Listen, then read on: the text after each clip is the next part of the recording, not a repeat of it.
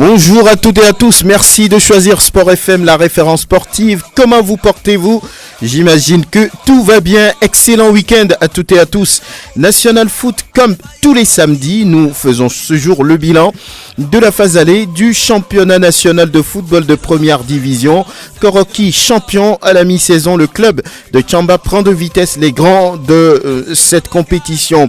Gomido termine deuxième à mi-parcours. L'Est Togoport, champion en titre, décroche. Le club portuaire termine troisième. Unisport Fouadan, Espoir, Kotoko sont dans le rouge. Le Togo annonce les préparatifs pour le tournoi international de Toulon.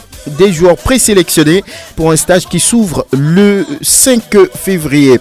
National Foot invite aujourd'hui Kegbalo Kodjo, Nieni Sebabi, Jean-Louis Koudjonou, Fortuné Yao, tous entraîneurs de football. Mamawi Yao, secrétaire général de l'association des joueurs de foot du Togo.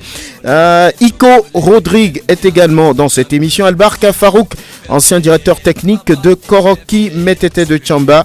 Mohamed Touré, un conditionnel de ce football, est attendu aussi. National Foot, mise en onde Théo Ajavon.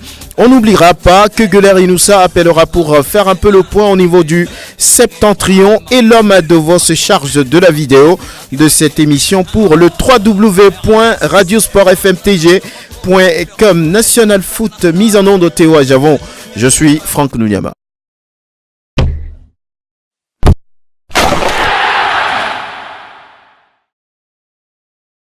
Merci d'avoir porté votre choix sur la référence sportive National Foot. Comme tous les samedis, on va commencer cette émission en saluant nos invités. Nieni Sebabi, vous le connaissez, il est le coach de la SOTR. Bonjour, bonne arrivée. Bonjour Franck, bonjour salut. Voilà, merci d'être là. Mohamed Touré, juste à côté de lui, merci d'être là, bonne arrivée. Bonjour Franck, bonjour à ceux qui sont avec nous ici, surtout à tous ceux qui nous écoutent. Kegbalo Kodjo, bonjour, vous le connaissez aussi, c'est un ancien international togolais et entraîneur aussi. Bonne arrivée. Merci Franck, merci à nos auditeurs aussi. C'est toujours un plaisir pour moi d'être présent sur Sport FM. Plaisir partagé. Yao Fortuné, lui aussi, c'est un technicien de football aujourd'hui. Vous comprenez, on doit faire un bilan technique après la phase allée du championnat. Merci, bonjour. Oui, bonjour Franck et bonjour aux collègues qui sont autour du plateau. Jean-Louis Koudjonou, il n'est plus à présenter, un habitué de la maison, entraîneur lui aussi. Bonjour. Bonjour la table et puis bonjour à tous et à toutes. Voilà, merci de nous faire confiance. On va justement commencer par parler des préparatifs des dames, des éperviers dames qui, on va dire, s'apprêtent pour le tournoi UFOAB qui a lieu dans quelques jours tout simplement en terre ivoirienne. C'est à partir du 14 février dans un groupe où le Togo devra affronter le Nigeria, le Bénin et puis le Sénégal. La dernière fois, il y avait un match amical contre les moins de 18 ans de Swallows, les masculins. Naturellement, le score, c'est sans appel 9-0. Ce n'était pas le score qui était important, mais les filles s'apprêtent. Alors, on va écouter Tom Etikaï, qui est la sélectionneur de cette équipe. On a commencé, nous avons fait 3 jours d'entraînement et on a fait un match amical aujourd'hui contre le Centre Swallows pour voir le niveau réel des filles. Ça a été lourd, on nous a battus par 9-0, ce qui a sorti probablement les difficultés que les filles ont. On a beaucoup de soucis au niveau de la ligne défensive, un peu au niveau des gardiennes, mais nous avons encore 10 jours de travail. Nous allons améliorer ces aspects-là pour mieux jouer en Côte d'Ivoire. Je dirais il y a quelques qualités techniques individuelles. Il faut maintenant travailler la cohésion, la tactique pour qu'elles puissent mettre les qualités techniques au profit du groupe. À l'attaque, je sens que ça va un petit peu, mais il faut maintenant travailler la relation milieu-attaque pour que les attaquantes puissent mieux jouer. On joue samedi contre Future Star d'Agoy. Un autre match est prévu donc cet après-midi au stade municipal de Lomé contre Future Star. Que dites-vous par rapport à ces préparatifs? On veut mettre les filles dans les conditions réelles de la compétition en jouant contre des garçons. Jean-Louis Koudjonou. Oui, c'est déjà bien de faire le regroupement, c'est ça qui est intéressant. Mais par contre, au niveau de la préparation, au début de cette préparation, moi j'ai un tout petit peu tiqué quand il faut tout de suite. Et de toute façon, un homme c'est un homme, hein, que ce soit. Surtout, c'est à l'école qu'en 6e, 5e, on ne met pas trop de différence entre les filles et les garçons. Mais maintenant, quand les filles, une équipe féminine veut jouer contre une équipe de garçons, surtout au Togo ici, c'est un peu compliqué, surtout dans la phase préparatoire de cette équipe-là pour aller jouer à l'extérieur du Togo. Je me dis que le score de la fois dernière, moi, sincèrement, ça fragilise le moral des enfants. C'est vrai. Ah oui, ça fragilise un peu le moral de ces enfants. Il est vrai qu'on n'a jamais vu de pareil regroupement. Maintenant que c'est fait, il faut gravir les échelons pour que les enfants puissent être costauds dans la tête avant de pouvoir faire ce déplacement. Parce que 9-0, on se dit, alors là, nous on ne connaît rien. C'est ça qui se dit. Et puis, bon, en tout cas, Kai, c'est une femme qui travaille beaucoup, ça je sais. Peut-être qu'elle a sa raison que nous on n'a pas, que moi personnellement je n'ai pas. Mais on joue encore cet après-midi. Je pense que c'est contre les filles. Oui, non, c'est contre Future Star. Ah oui, tu vois, c'est un peu compliqué. Les écoles de football, tu sais, leurs entraîneurs seront là pour leur donner des consignes, d'émerveiller, de s'exprimer compte tenu de ce qu'on a appris au séance d'entraînement. Mais c'est des gens qui vont encore essayer de carburer, encore et marquer beaucoup de buts. Et je souhaite que ce ne soit plus le même score aujourd'hui. Et comme elle disait tantôt, qu'il y a beaucoup d'individualités qu'on va mettre au profit du collectif pour que ça prenne et que ce n'est pas mauvais au niveau de l'attaque.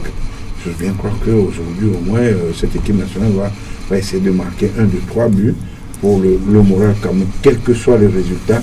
Si cette équipe est encore battue, mais l'essentiel pour moi, c'est pour qu'elle puisse donner un bon résultat, marquer des buts, commencer par marquer des buts quand même. On verra bien cet après-midi. Beaucoup disent que pour ces genres de préparatifs, il faut faire jouer les filles contre des équipes abordables, leur faciliter un peu les choses, qu'elles marquent aussi, qu'elles soient mentalement présentes, fortes. Vous trouvez les choses de cette façon-là? Vos analyses vont dans ce sens aussi? Oui, moi je crois que en matière de préparation d'une équipe, surtout lorsque vous allez faire une compétition de haut niveau, même au niveau du championnat que nous gérons, les premiers matchs sont des matchs mineurs pour que l'entraîneur assoie sa tactique du jeu, pour que les joueurs puissent l'appliquer par rapport à l'équipe en face, qu'il y ait une équipe mineure, qu'on puisse marquer beaucoup de buts, qu'on puisse répondre sur le plan duel défensif, offensif, coordination entre la défense, milieu et attaque, pour que les joueurs se donnent confiance à la fin du match en marquant assez de buts, en jouant avec plaisir, en respectant la circulation de la balle comme cela se doit. Mais aujourd'hui, bon, je ne sais pas, leur programme, ils ont joué avec les garçons, comme l'a dit Koudjoulou tantôt, mais c'est un peu difficile, puisque en ce moment, les filles, pour s'exprimer, ça doit être difficile. Elle-même, le schéma ne serait pas visible dans la façon dont elle le sent. Mais je ne sais pas pourquoi elle a choisi de jouer avec les garçons, mais on attend de voir. Peut-être pour les préparer sur le plan physique, qui sait. Voilà, on va prendre la direction de Sokodé pour y retrouver Gueler Inoussa. Gueler, bonjour. Bonjour Louniama, bonjour à nos invités. Chers auditeurs, référence sportive 91.9, la rue des Colibris, tout en partant du studio Messaniamé. Bonjour à vous. Oui, on fait un peu le bilan après la phase aller où, vous le savez, Koroki est sacré champion à mi-parcours. Qu'est-ce qui se dit là-bas? Que dites-vous? Ah oui, ben, je crois qu'il y a des équipes où les amants est bien. Comme je prends le camp de Koroki, c'était de champion, comme dira un nom chez nous, c'est-à-dire, quand tu commences tôt, tu arriveras aussitôt. Quand tu pars tôt, tu arriveras aussitôt. C'est ce que le slogan de Koroki était de avoir les moyens.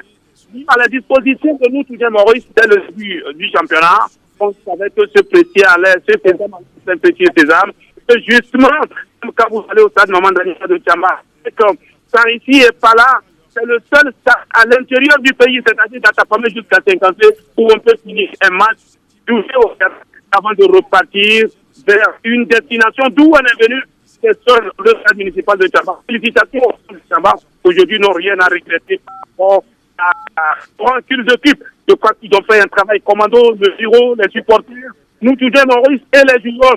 Et finalement, le résultat hier.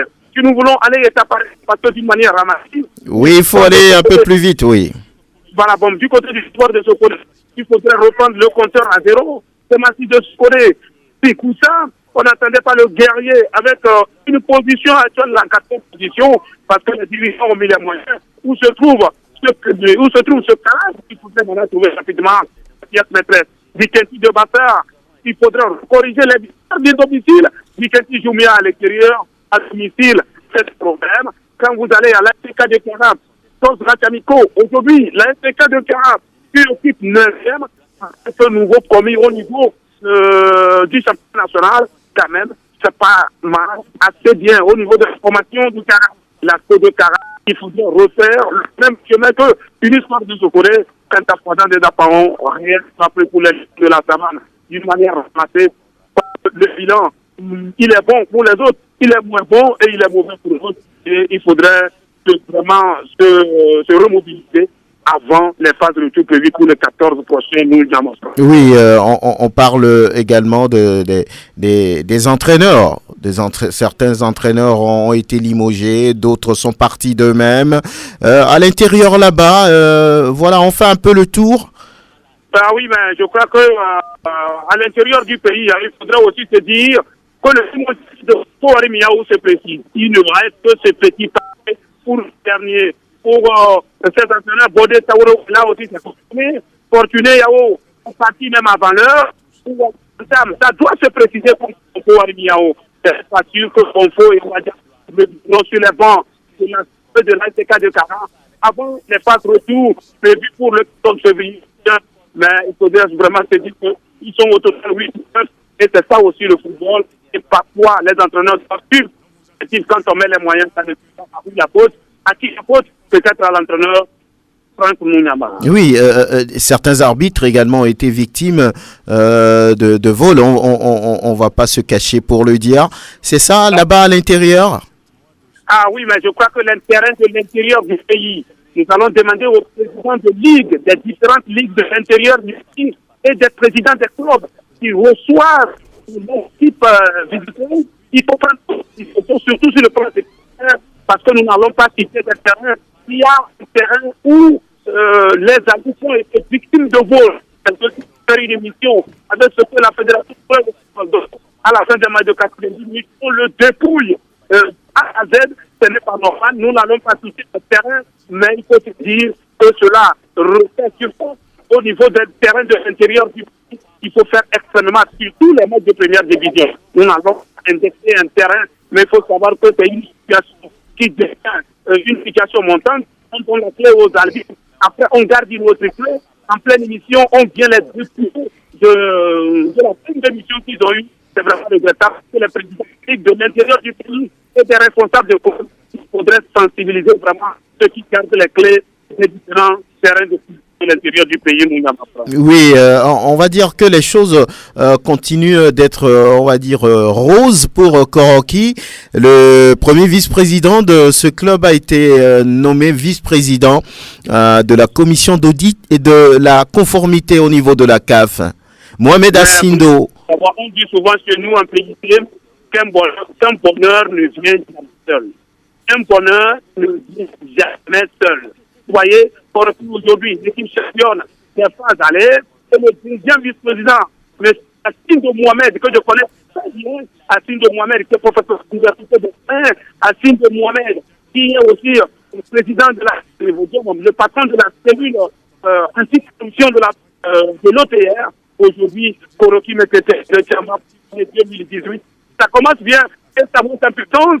Et ils se disent qu'avec cette nomination, lors de la 30e, on va faire Koroki champion du Togo. Tout cela, c'est le WTC. Félicitations à Sindo. C'est le Togo qui gagne. C'est la fédération togolaise de football qui gagne. On refait confiance aux Togolais. Nous rendons grâce au Seigneur, nous, Gama. Merci, Gueuler, pour ces précisions. On reste ensemble. Rendez-vous lors des émissions prochaines. Et merci au président des clubs, nos doléances, que la Fédération togolaise de football fasse quelque chose, sinon leur est grave. Les poches des présidents sont karma vides. 5 millions pour 15 journées, nous n'avons pas entre griffes. Fédération togolaise de football, l'État togolais, au président de la République, fait quelque chose.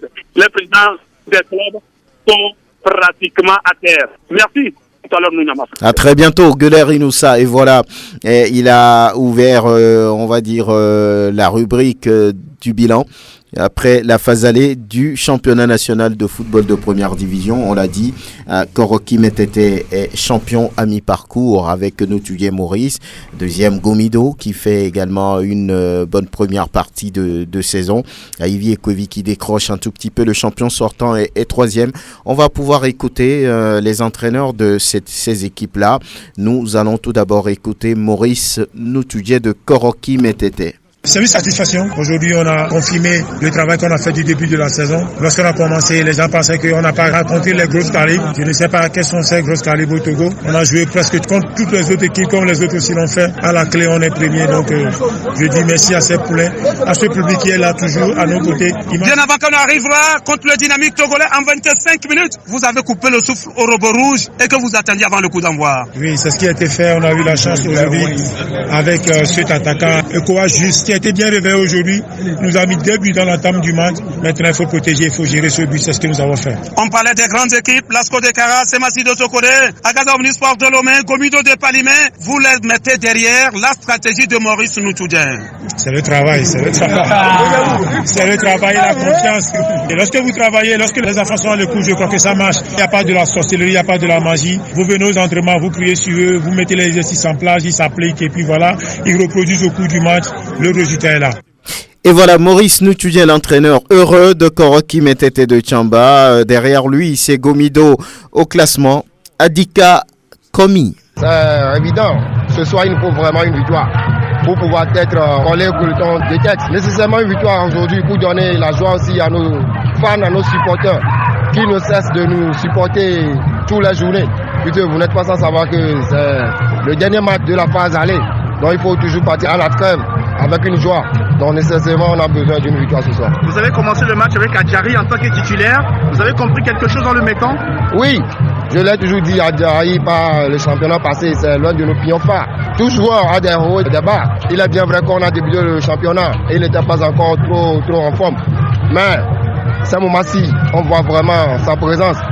Il est bien vrai que dans notre système, on évolue en 4-3-3 et on a besoin des alliés sur le côté. Adjari est l'un des alliés forts. On le commence avec lui et après, quand on voit qu'il est fatigué, on change le système. On a l'impression que c'est une victoire très facile pour Gomido. Vous êtes trop supérieur à vos adversaires? Non, aucun match n'est jamais facile. C'est un championnat. Ils sont venus ici pour prendre les 3 points. Et nous avons l'obligation de victoire à domicile. Il est bien vrai que pour certaines personnes, c'est un match facile. Mais pour nous, ça n'a pas été un match facile. Adika Komi, l'entraîneur des Showboys de Palimé.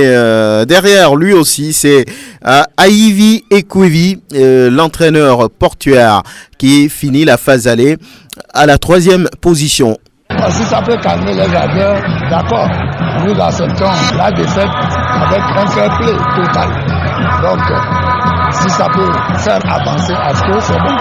Mais beaucoup de choses à corriger lors de la trêve quand on sait que vous voulez jouer le premier rôle de ce championnat. Comme vous avez su le dire, bon, beaucoup de choses restent à corriger. Mais moi, franchement, je ne me décourage pas. C'est que, bon... Découragement n'est pas idée, quoi. Je crois que, quelque part, Asco sur ces interactions doit se battre aussi, au moins pour finir la phase aller en beauté. Et c'est ce qu'ils ont fait. C'est tout à fait légitime et normal. De la Ivy Ekwevi, un très bon communicateur en tout cas. Et voilà le trio, le podium après cette phase allée de la première division nationale de football.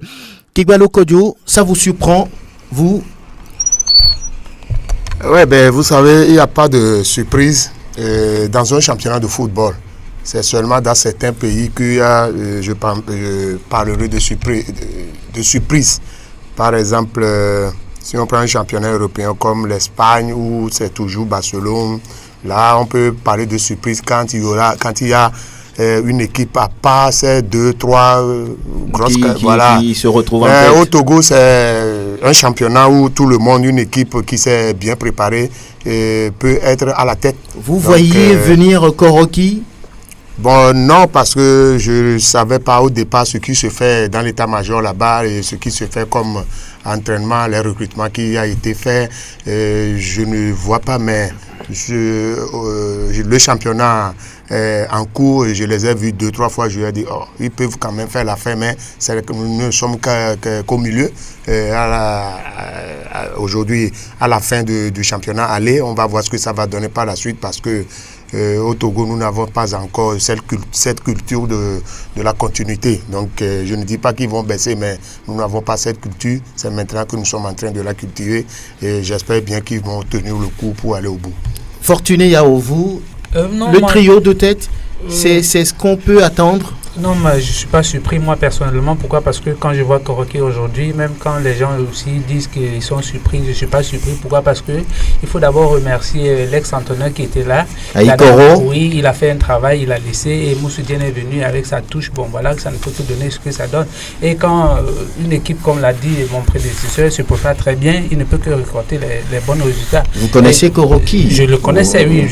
Pour l'avoir fait déjà entre-temps, je connais, mais quand même, les donnes ont changé. Aujourd'hui, on met beaucoup plus de moyens.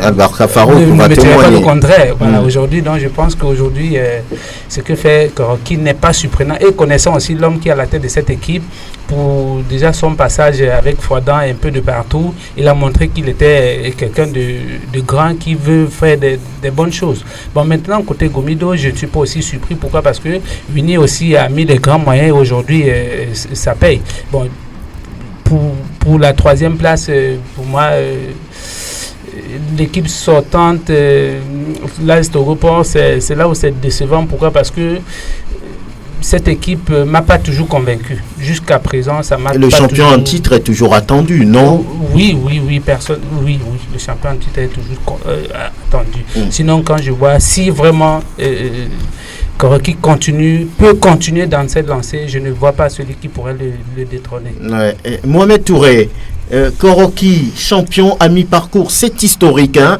C'est la première fois que cela arrive au club de Tchamba. Oui, moi, contrairement aux autres, moi j'ai parlé de surprise. Pourquoi je parle de surprise? Parce que surtout vu celui qui a la tête en tant que président.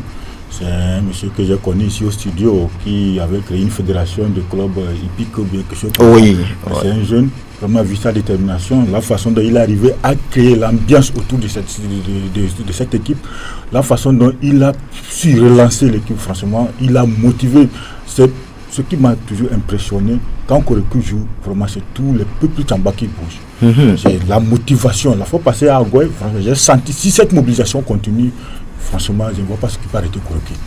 Si ça continue, ils peuvent aller jusqu'à... Ils peuvent aller loin, ils peuvent garder ce titre. Mais attention à ceux qui cherchent surtout à influencer le coach, puisqu'il faut passer à Agoué, j'ai vu des gens qui vraiment... Quel coach, Maurice? Oui, qui poussaient le coach à mettre l'ancien joueur fétiche de Koroki qui vraiment ne répond pas. Donc que les gens cessent au moins de cette intervention, laisser les entraîneurs faire le travail. Si les résultats ne paient pas, après on va les juger.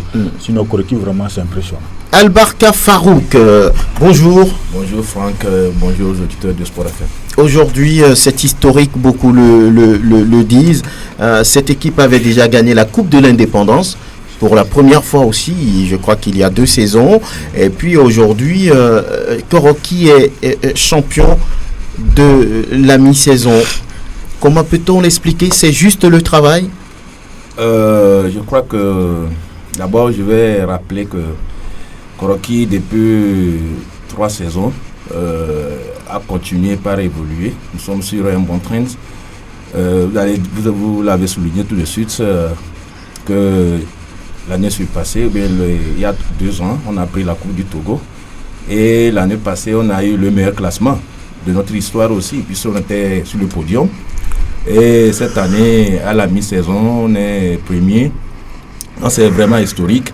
Effectivement, vous vous rappelez, dans ce même studio, il y avait dit cela que si, par rapport à ce que j'ai vu jusqu'à ce moment-là, ça continue, on peut aller loin. Et voilà aujourd'hui la vérité qui est établie. Effectivement, aujourd'hui, on peut parler d'une bonne organisation quand même. Et c'est aussi les moyens qui manquent le moins aujourd'hui.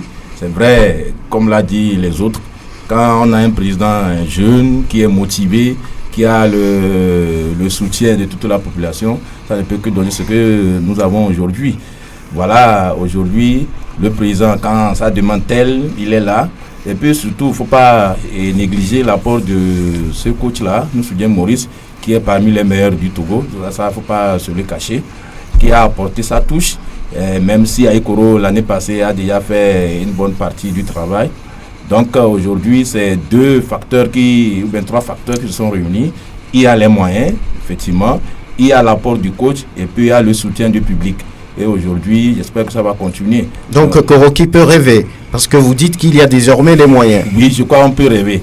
Mais au-delà du rêve, il faut aussi avoir un peu d'appréhension, parce qu'aujourd'hui, Semassi n'est pas content.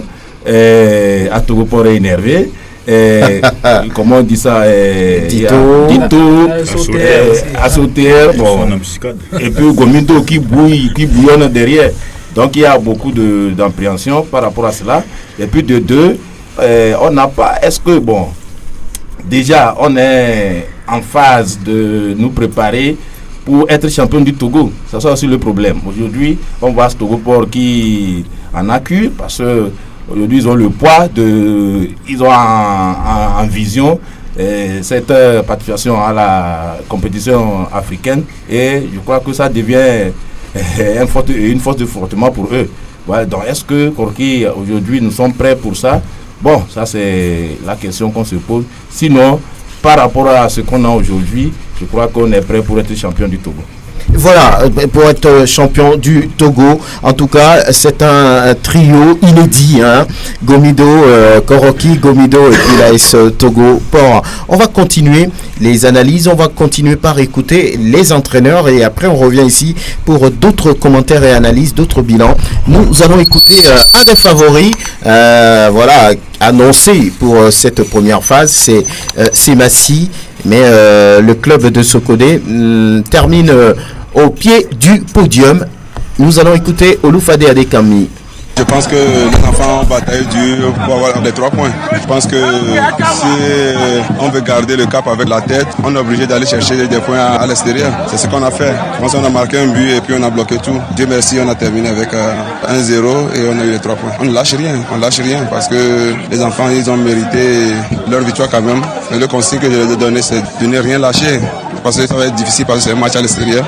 Mais je pense que c'est ce qu'ils ont fait. Vous avez vu comment ils sont bataillés au milieu, derrière, et à la fin on rentre avec les 3 points. On a vu Semassi qui a titillé la tête en début du championnat, mais actuellement vous régressez un tout petit peu. Qu'est-ce qu'il fait là? On a eu deux défaites de suite. Je pense que c'est ça qui nous a fait régresser. Le championnat est long. C'est maintenant qu'on vient de finir la phase aller. Et on a encore 15 matchs à jouer, alors il n'y a rien qui est joué pour le moment. On verra à la fin du championnat qui sera le champion. Il n'y a rien qui est joué. Selon Oloufade Adekami, il reste encore 15 journées. Et nous saluons l'arrivée du directeur des compétitions nationales et internationales à la Fédération togolaise de football, Pafio Debou. Nous allons écouter l'entraîneur du Dynamique togolais, Fofana Aboubakar Diouf, après la 15e journée. Vraiment, ce n'est pas un jour simple pour le Dynamique togolais. Vous avez vu, durant les 90 minutes, on a bien joué. Mais au finish, c'est les 3 points qui comptent. Koroki a su profiter de nos erreurs défensives pour marquer 2 buts. Mais à la deuxième mi-temps, je suis vraiment déçu du comportement, que ce soit du gardien et des joueurs. Ce n'est pas du football qu'on a joué. Et je pense que l'autre fois, Maurice a dit que ce n'est pas une stratégie. Aujourd'hui, il a encore démontré des joueurs qui tombent d'ici par là. Donc, ce n'est pas du bon football. Dans 2 semaines, ça reprend les ambitions du Dynamique togolais, Fofana. Non, toujours le titre. Bien sûr, on a perdu aujourd'hui, mais ce n'est pas encore trop tard.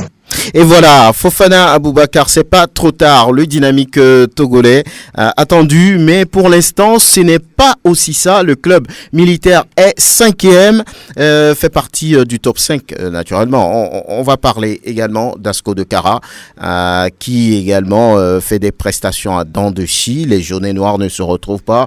Ils sont à la 10e position, mais ils ont eu une victoire intéressante lors de cette dernière journée de la phase aller. C'est contre le champion sortant, Barcola Bacha. Tout est possible. Quand on est patient, on vient, on travaille au fur et à mesure pour pouvoir venir à bout d'une équipe forte comme Togopor.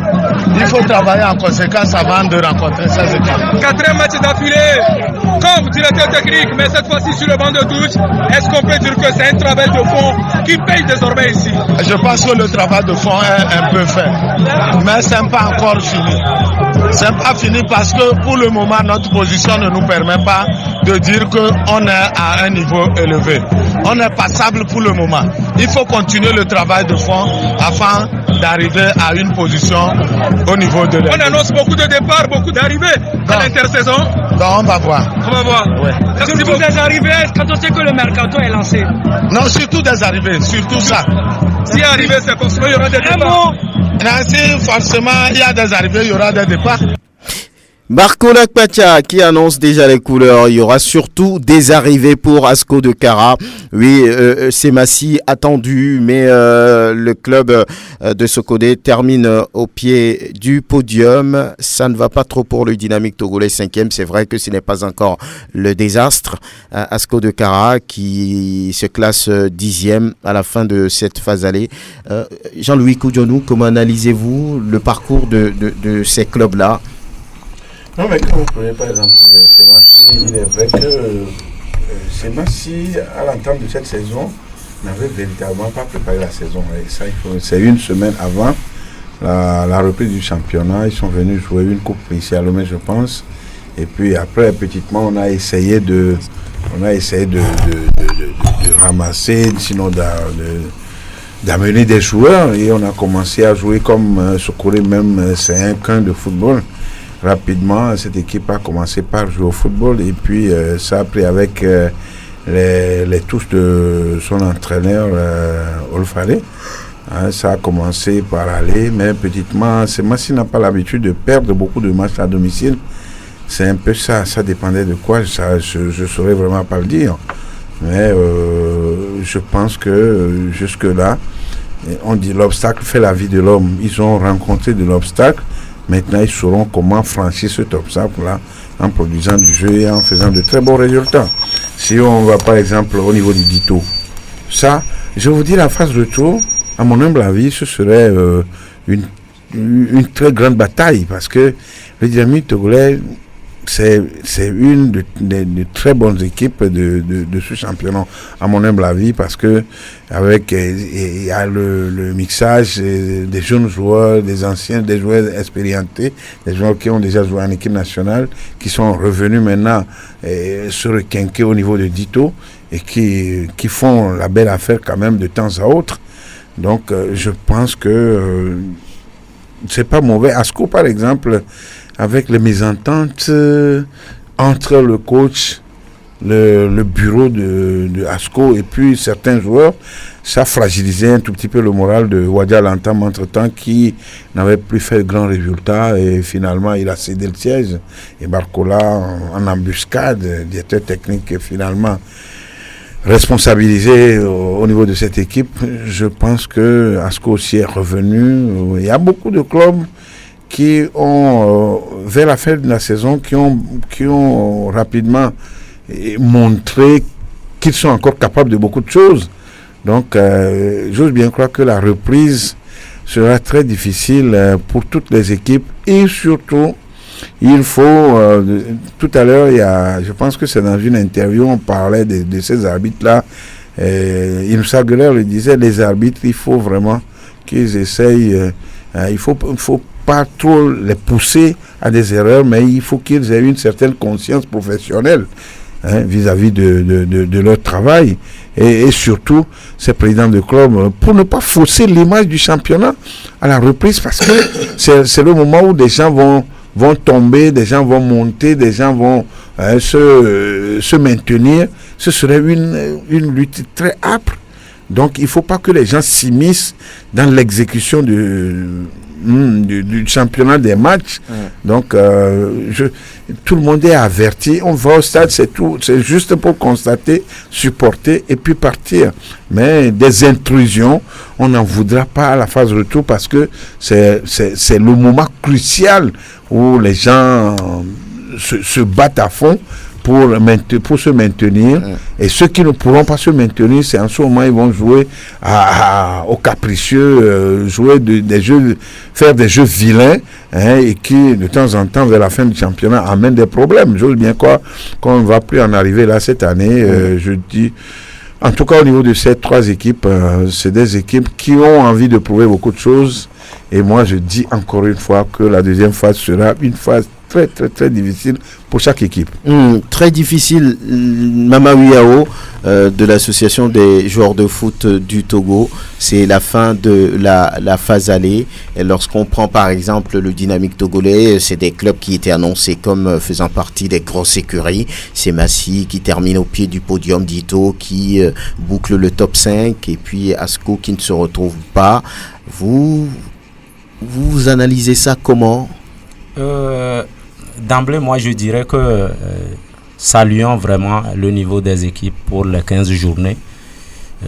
Nous félicitons surtout les présidents de club, l'organisation de la fédération qui a permis que le niveau puisse s'élever un peu. C'est sur la forme. Bon, dans le fond, je pense que toutes les équipes ne pourront pas être premiers ou bien premières à la fois. Ce qui est palpable, c'est que sur toute l'étendue du territoire, le niveau a monté dans toutes les contrées où il y a les premières ou deuxièmes divisions. La preuve est que c'est à l'intérieur du pays qu'on a aujourd'hui le champion de l'intersaison. Une autre preuve est que Maranatha est en train de monter en puissance et qu'elle a montré le même système l'année passée. C'est vers la fin du championnat ou bien à mi-saison que le régime monte. Il y a aussi de ce côté une autre équipe dont je félicite vraiment le coach et l'administration, c'est-à-dire la SOTR, qui a donné le temps au coach de pouvoir, puisqu'on connaît sa capacité de pouvoir monter en régime. Donc toutes les équipes doivent imiter ou apprendre cela. On ne doit pas tout de suite chasser un coach après 2-3 journées. Il n'a pas encore mis en place son équipe. 7-8 journées, là, vous aurez d'excuses à pouvoir le faire partir. Aujourd'hui, ils ont raison. On leur donne raison d'avoir donné le temps au coach Nieni Sebabi. Donc je dirais que ce championnat-là, à mi-saison, a plus que la moyenne. Nous saluons vraiment les joueurs qui ont pu donner de leur meilleur pour que ce niveau, ils atteignent ce niveau. J'ai suivi le match par rapport à notre projet de sensibilisation sur la non-violence à Palimé la fois dernière. J'ai vu une équipe de Gomido qui a prouvé beaucoup de choses dans tous les compartiments de jeu, de la défense jusqu'en attaque. Pour moi, pour ce match, il y a un joueur qui m'a tellement émerveillé dans l'engagement, dans la technique, dans la concentration jusqu'à la fin du match. Leur défenseur Fabrice Zegei, c'est ça? C'est lui qui se nomme Zegei, je crois. Le numéro 5? Le numéro 5. Oui. C'est un Ivoirien? Oui, c'est un Ivoirien. Fabrice Zegei. On pourra le naturaliser pour l'essayer en équipe nationale. Non, pas vraiment. S'il n'a pas encore joué chez eux. Ouais. Il est bon, selon vous? C'est un défenseur qui va marcher sur la trace de Jen Dakonam. Je vous assure. Il est puissant, il est technique, il a la vista dans le jeu.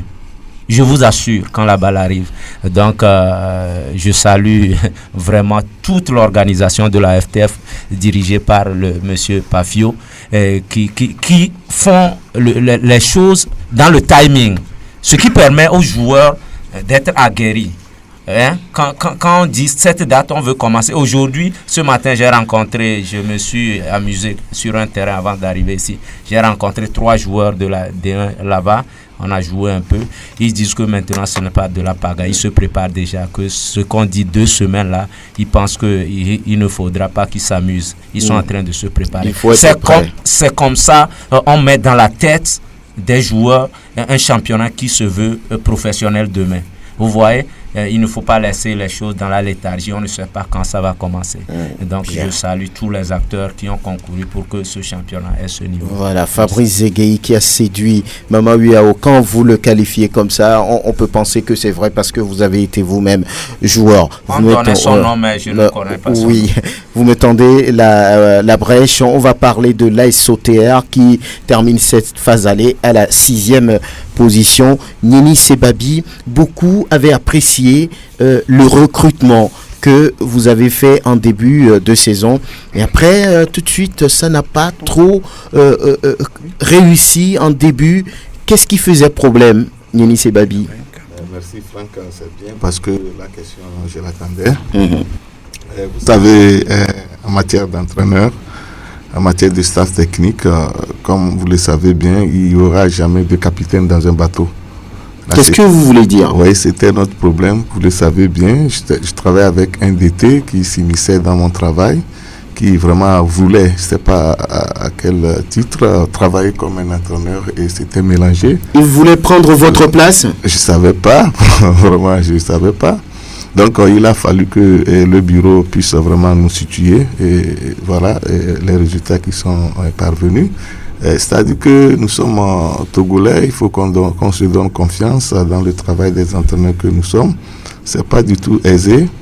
Et la mentalité togolaise des entraîneurs togolais, la mentalité des joueurs togolais aussi, c'est vraiment différent de la mentalité extérieure. Voilà. Donc les méthodes ne se ressemblaient pas à telle enseigne qu'il y avait beaucoup de confusion. Quand moi je dis d'aller à droite, il dit d'aller à gauche, voilà, ça ne marchait pas. Ce qui est dû à nos résultats vers le début du championnat. Vous avez même reçu un ultimatum? Ah ben oui, on a eu, voilà, comme tu l'as su, bien. Mais après que les choses sont rentrées dans l'ordre, on a défini les rôles, il est parti. Donc j'ai pris l'équipe en compte et j'ai su quand même remobiliser ces enfants et voilà. Vos difficultés de début de championnat, donc c'est la mésentente entre l'Ivoirien et le directeur technique ivoirien et vous-même, parce qu'il semble que vous préfériez le 4-3-3, lui parlait de 4-4-2.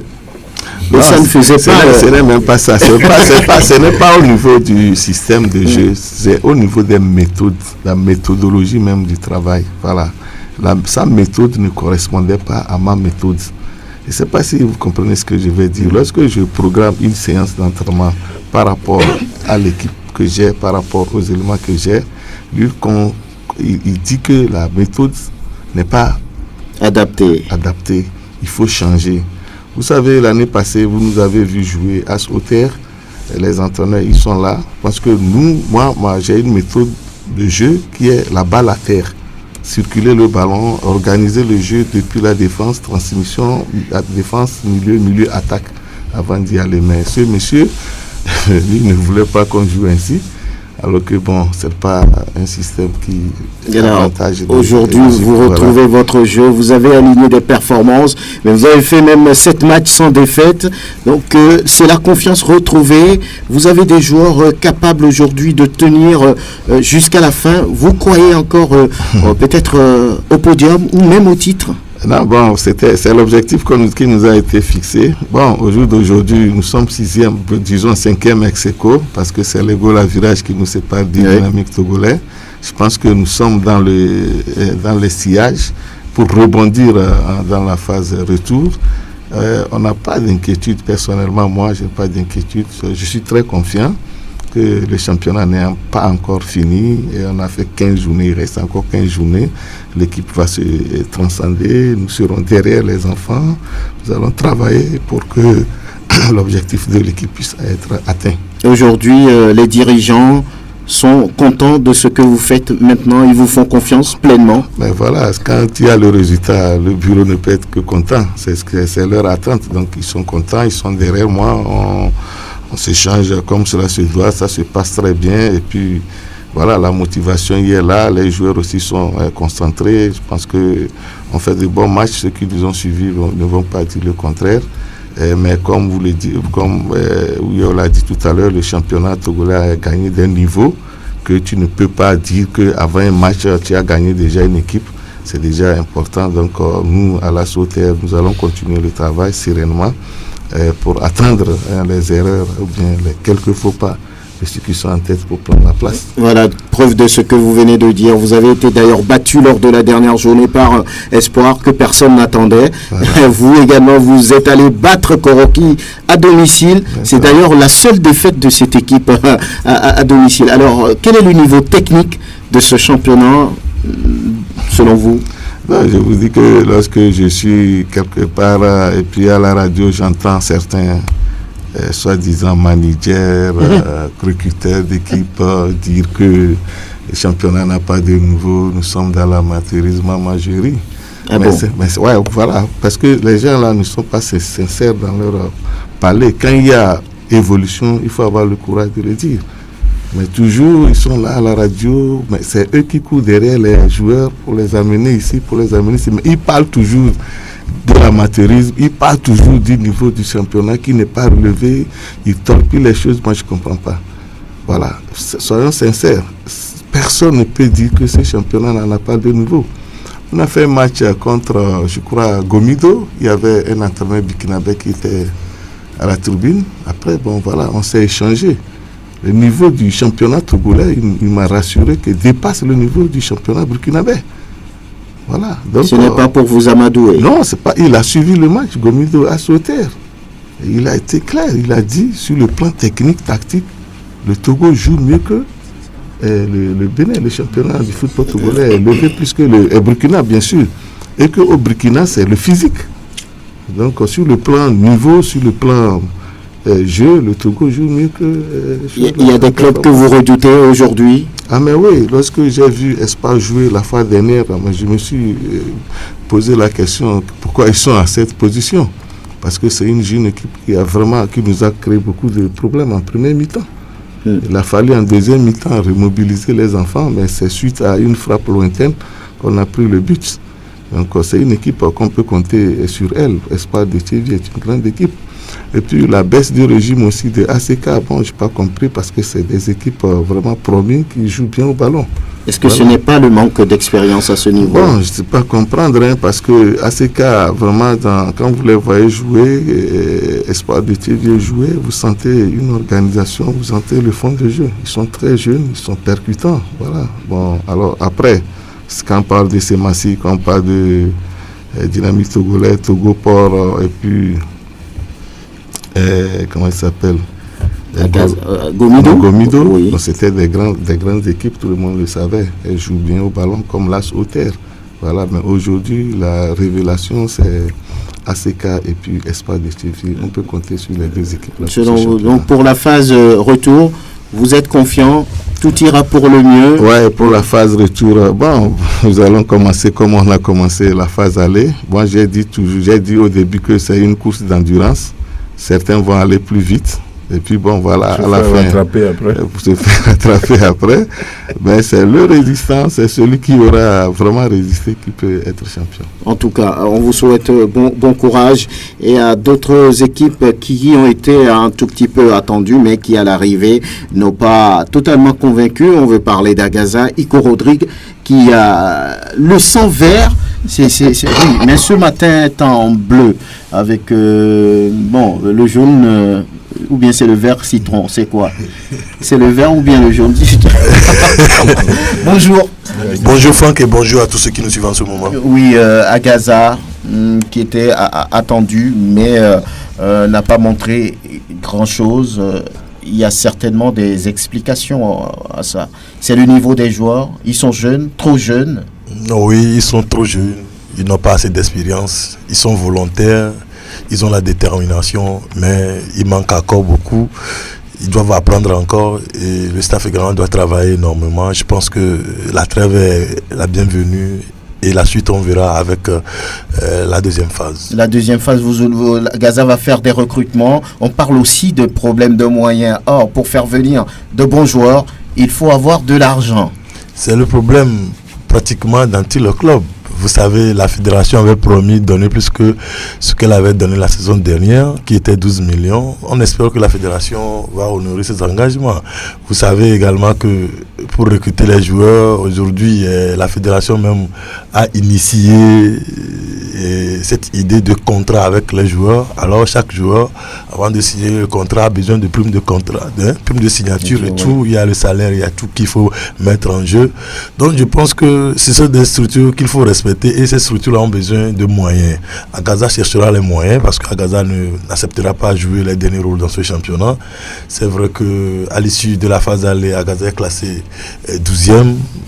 Ce n'est pas encore mal, mais au vu de ce que nous avons pu relever comme manquement, je pense que les dirigeants, même sans moyens, s'attelleront à ce que la seconde phase soit corrigée. Et ils vont réussir à se trouver, à se donner un président maintenant, parce qu'il se dit que à Tocoin, c'est difficile de trouver un président pour un tel club à Gaza. C'est quand même à Gaza. Oui, c'est quand même à Gaza. C'est un club qui a une identité.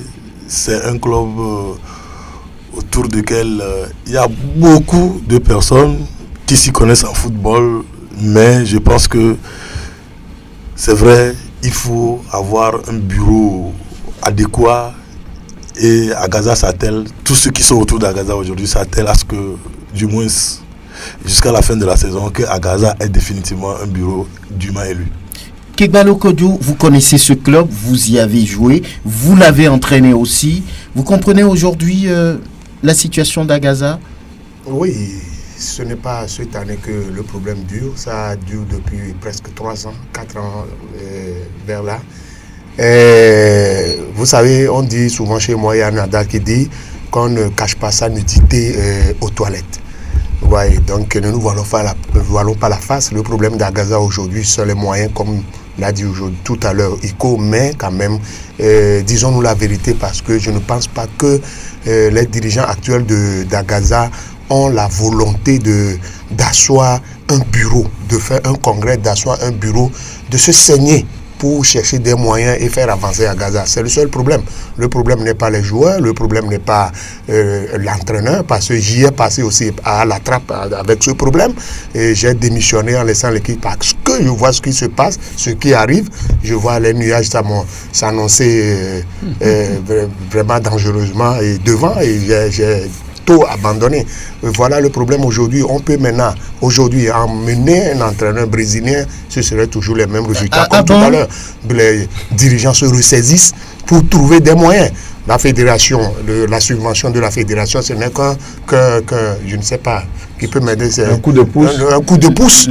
Un club, une équipe, il faut mettre les moyens en attendant la fédération. Le problème aujourd'hui, donc, c'est les dirigeants. C'est les dirigeants, moi je le dis. Parce que c'est ça, parce que vraiment, ils souffrent trop là-bas. Il faut voir quand même l'infrastructure qui se trouve là-bas. Tout est en train de partir. Et le terrain, rien. Au départ, Koudjodji avait de bons joueurs sur le terrain. Et en ce moment, je les suivais pratiquement chaque soir à l'entraînement. J'ai dit déjà à un dirigeant, il faut mettre les moyens pour garder ces joueurs. Même si vous avez des moyens, même si Agaza va jouer en 2e division, il faut les maintenir avec les moyens. Mais il a dit oui, on va le faire. Et après, où trouver les moyens? Ils ne se battent même pas, ils sont là, ils attendent la fédération. Et voilà ce que ça donne aujourd'hui. Donc voilà nos problèmes. Aujourd'hui, il faudrait qu'on le dise. Parce qu'il faudrait qu'on creuse l'abcès pour qu'on puisse quand même aller de l'avant. Sinon, nous avons eu de la chance aujourd'hui avec le bureau de la FTF qui a dit championnat d'apaisement. Et du coup, Agaza joue encore en 1e division pour la 3e fois. Maintenant, cette année, si on tombe, c'est foutu à Gaza. Il n'y aura plus apaisement. Je ne pense pas. C'est sûr. Je ne pense pas. C'est possible. Hein? Je vous jure que je ne pense pas. On peut aller à 20. Non. C'est pas ça. Je ne pense pas. Bien. Donc, il faudrait quand même qu'on se ressaisisse, qu'on puisse faire quelque chose de sérieux au niveau d'Agaza Omnisport. Oui, Mohamed, vous comprenez cette situation. Parfois, pour jouer un match, on se cotise pour supporter les frais. C'est ce qui est déplorable pour Agaza. Je veux qu'on nous dise réellement, ces anciens ministres, ces hommes d'affaires, ces juges, ces avocats, bref, tous ceux qui entourent Agaza. Si aujourd'hui Agaza a un problème, surtout quand on parle d'apaisement, c'est parce qu'il y a eu des gens sous qui ont poussé qu'Agaza a maintenu. Où sont ces gens actuellement? Ce matin, je passais devant le stade d'Agaza, j'ai failli pleurer. Si vous rappelez, il y a de cela 2 ans, quand on n'avait pas homologué le terrain d'Agaza, on a failli saboter le championnat. Mais après, on a fait. Franchement, c'est déplorable. Un club comme Agaza qui n'a pas de moyens. La fois passée, j'ai vu le jeu d'Agaza. Mais c'est impressionnant. Seulement, c'est ce qu'aujourd'hui, quand vous avez parlé du niveau du football togolais, mais les joueurs, on a de bons joueurs au Togo. Mais c'est ceux qui dirigent le football, ceux qui prennent le football comme leur propre affaire, c'est ça qui sont en train de détruire le football togolais. Aujourd'hui, Jules Koudjodi, on a vu le travail qu'il est en train d'abattre, mais est-ce qu'il a le soutien? Non. Donc il ne faut pas que les gens restent dans leur bureau, dans leur voiture climatisée pour parler d'Agaza. Il faut bien investir. Il ne faut pas qu'on attende qu'il y ait un problème lorsqu'Agaza va descendre, que les gens jaillissent pour le maintenir. Est-ce que l'Agaza va continuer comme ça? Non. On doit la pagaille dans ce pays. Vous voyez, franchement, Agaza mérite beaucoup de respect à ce que nous sommes en train de voir. Voilà. En attendant, Maman Ouya, on va écouter l'entraîneur de cette équipe, Jules Dieudonné Koudjodi. J'ai joué en défense avec les centres. Il y a des malades, il y a des blessés sur les routes là. Et en plus, au niveau de mon effectif, il n'y a pas de l'expérience. Je savais ce qui m'attend ici. C'est pourquoi la première partie, j'ai mis pratiquement 3 défenseurs en place, 3 centraux en place pour contenir l'équipe de Don Gomido, qui a gêné énormément cette équipe. Et il restait quelques secondes, l'erreur de Maouvi Kani, et puis le but est venu. C'est ça qui a fait que le système de jeu a basculé un petit peu. Maintenant, à la mi-temps, on a voulu revenir au score. J'ai changé le dispositif tactique en ramenant encore un second attaquant et puis derrière, on jouait à 2 défenseurs centraux. C'est ça qui nous a coûté énormément aussi des erreurs. Franchement, j'ai pas d'effectif. Ce mercato doit déterminer encore beaucoup de choses. Donc, je vais voir ce que je vais faire avant la phase de retour. Mais si je suis toujours là, je vais refaire une équipe en cherchant d'autres joueurs dans ce mercato. Vous savez, je suis un entraîneur, moi je ne badine pas avec les résultats, je vais faire des résultats. Si le résultat n'avance pas, moi je laisse tomber. Là-dessus, je vais voir ce que ça va donner. Voilà, Jules Dieudonné Koudjodi, je n'ai pas d'effectif. Il a dit clairement, il ne s'est pas caché. Si ça ne va pas, moi j'irai chercher ailleurs. Maman Ouiao. Oui, je voulais ajouter quelque chose. C'est ce que M. Kebalo, l'entraîneur Kebalo a dit. Il faudrait que les équipes ou bien les staffs de toutes les équipes aient cette culture-là. On doit garder les meilleurs joueurs sur lesquels on doit bâtir son équipe chaque année. Pour rien au monde, Cristiano, Real ne peut laisser Cristiano en ce moment-ci. Si on ne trouve pas un joueur capable d'être à son niveau. D'être à son niveau autour duquel on peut bâtir une équipe. Je prends l'exemple de Espoir de Thiévier. Un tel joueur, Koudagba. Comment on peut laisser partir, pour rien au monde, on ne peut laisser partir un joueur comme ça. Parce que c'est autour de ces cadres-là on construit une équipe. Aujourd'hui, Mani est venu à Djito. Il y a les supputations qu'il veut partir.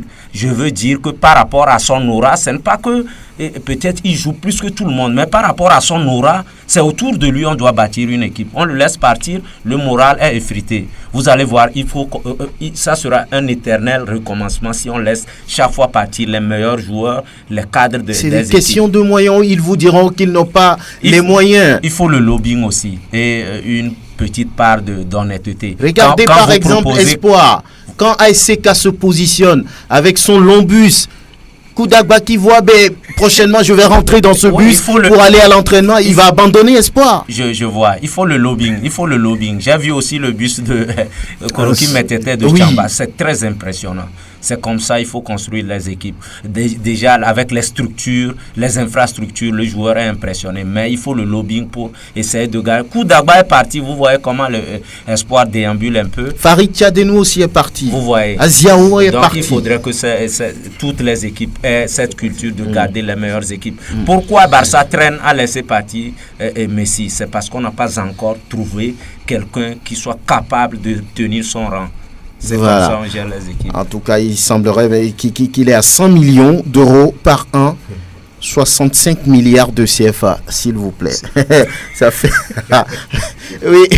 Albarka Farouk, vous êtes à Gaza aussi. Vous ne le dites pas, mais vous êtes à Gaza. Mais je suis... vous comprenez la situation des Verts aujourd'hui? Bon, moi je suis loin, j'étais supporter de Gaza. Moi, aujourd'hui, je suis loin de ce club. Pourquoi? Vous êtes déçu? Très déçu. Je l'ai dit à mon ami Iko. Parce que par 2 fois, moi, je suis passé là-bas pour suivre l'entraînement, mais c'est pas ça. Comme l'a dit Mohamed. Ça fait pitié. Ça fait pitié. Un club avec cette histoire, identité glorieuse, qui s'effrite comme ça, c'est dommage.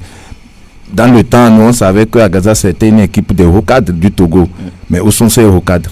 aujourd'hui? C'est là la question. Peut-être qu'ils sont déçus aussi par l'organisation. Mais qui organise? C'est l'homme qui organise. Ils n'ont qu'à venir organiser à leur façon, on va voir. C'est dommage, moi je ne peux rien dire plus que ça. Oui, il y a au Fortuné. Bon, comme les uns et les autres l'ont dit, pour moi c'est seulement dommage. Ouais, parce que à Gaza, quand j'étais encore jeune, j'entendais à Gaza, déjà même au niveau du Cameroun, c'était une équipe qui faisait peur. Mais maintenant, les 3 dernières années, comme l'a dit le coach Kebalo, si ce n'était pas le championnat d'apaisement, Gaza ne serait pas dans l'élite aujourd'hui. Donc c'est pour dire que c'est pour vraiment dire aux dirigeants de se réveiller et soutenir le club. Je pense que on voit le cas avec Koroki qui a mis les moyens. Donc c'est un peu ce que je vais dire. Ah, voilà. Jean-Louis Koudjonou, vous voulez placer un mot avant de passer à autre chose?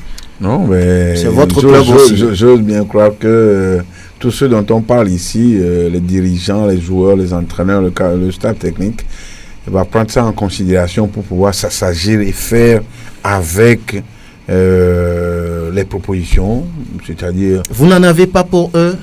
Des propositions? Des propositions, on en a. Et je préfère les approcher moi-même. Directement. Il faut en faire à monsieur Gaëtan Badiaba ici. Oui, tous les autres. Lui et moi, on a de très bons termes.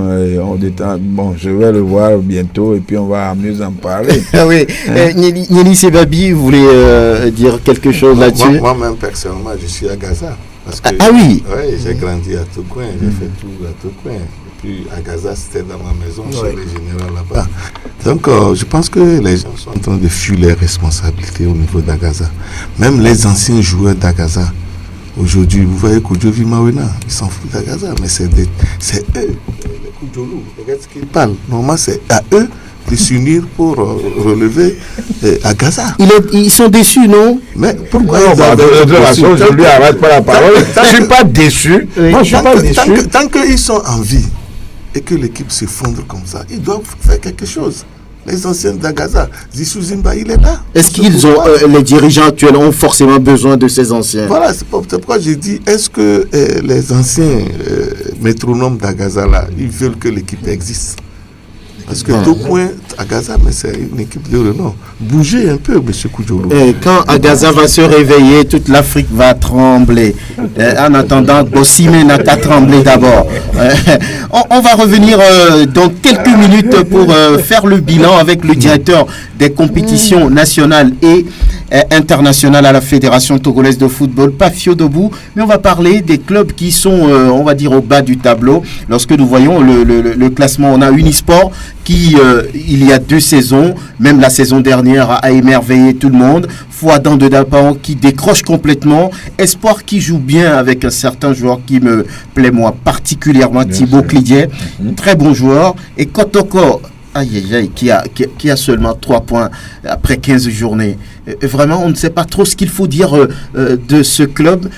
Mohamed Touré, vous voulez vous essayez un tout petit peu par rapport à Fouadan, Unisport, Espoir et Kotoko? Oui, Unisport, c'est la déception. Parce que vu le jeu que l'Unisport produisait dans le temps, on ne sait pas quels problèmes ils ont. Surtout avec, on entend des démissions de gauche à droite. On dit c'est le secrétaire ou bien le vice-président qui a démissionné, celui-ci dit qu'il quitte le football. On ne sait pas ce qui se passe à ce côté là-bas, ça aide de savoir. Bon, Fouadan, c'est tout comme à Gaza. Il y a Fouadan aussi, c'est comme à Gaza qui... Arrivé à un moment, on voit des gens qui font sortir la tête, comme des grands dirigeants de Fouadan, mais après tout, on ne les voit pas, on ne les sent pas. Bon, quand à Kotoko aussi, il faut traduire la fédération en justice, c'est Kotoko qui doit traduire la fédération en justice. Pourquoi? Parce que Kotoko ne veut pas. C'est ça. On a bon. Franchement, il faut qu'on se le dise. Mais c'est Espoir qui m'a tellement déçu. Espoir, j'ai suivi la finale entre Espoir et ACK. Franchement, le jeu d'Espoir, j'avais comparé le jeu d'Espoir au jeu de Dito, Dynamique Togolais. J'attendais Espoir dans ce championnat. Mais M. Yamavi Patatou, je ne sais pas qu'est-ce qu'il fout là-bas. Sévier, c'est une grande localité. Je l'avais dit ici, Sévier dépasse la seule personne d'Yamavi Patatou. Il faut qu'on le dise la vérité. Si les autres ne viennent pas, il va faire quoi? C'est à lui maintenant d'être sans, parce qu'il a servi ce football. Il a été membre de la fédération pendant des années. Donc c'est à lui de savoir quels sont les plans, les stratégies à mettre pour faire évoluer le club. Mais si on est là, on veut se dire que non, je connais, c'est moi qui peux diriger. franchement, on est en train de noyer. Séville devait être vraiment un centre de ce football togolais. Mais malheureusement, peut-être tout doit se réveiller. Ceux qui comprennent, il y a des gens, des cadres de Séville qui veulent venir, mais ils se méfient parce qu'ils ne connaissent pas bien ce qui se passe autour du football. C'est à eux, ceux qui ont servi ce football de dire, d'étaler les plans, les stratégies, de dire que le football c'est comme ça, il faut entourer, il faut être rassembleur. C'est ce qui peut marcher pour Espoir. Ico Rodrigue, est-ce que le classement, le positionnement de ces clubs Unisport, Kotoko, Espoir, Fouadon, est-ce que ça vous surprend ou bien ils sont à leur place? Au vu des résultats sur le terrain, ils sont à leur place. Maintenant, nous avons des impressions du passé. Quand vous voyez Fouadon la saison dernière, à part l'accident que Fouadon avait eu une bonne équipe. Et c'était avec nous Soudien Maurice aujourd'hui qui est à la tête de Kotoko et Koloki Metete. Quand vous voyez Unisport, c'est une équipe qui ne cherche jamais le titre et qui joue à chaque fois le maintien. À force de jouer plusieurs saisons le maintien, ça vous rattrape. On ne fait pas assez d'efforts, on se contente du maintien. Voilà là où cette équipe-là est aujourd'hui. La déception, c'est vrai, ça vient de la part de Espoir de Thiévier qui, surtout même à l'entame de cette saison, vous vous rappelez de cette première journée, sans prime, sans argent, a battu le champion en titre.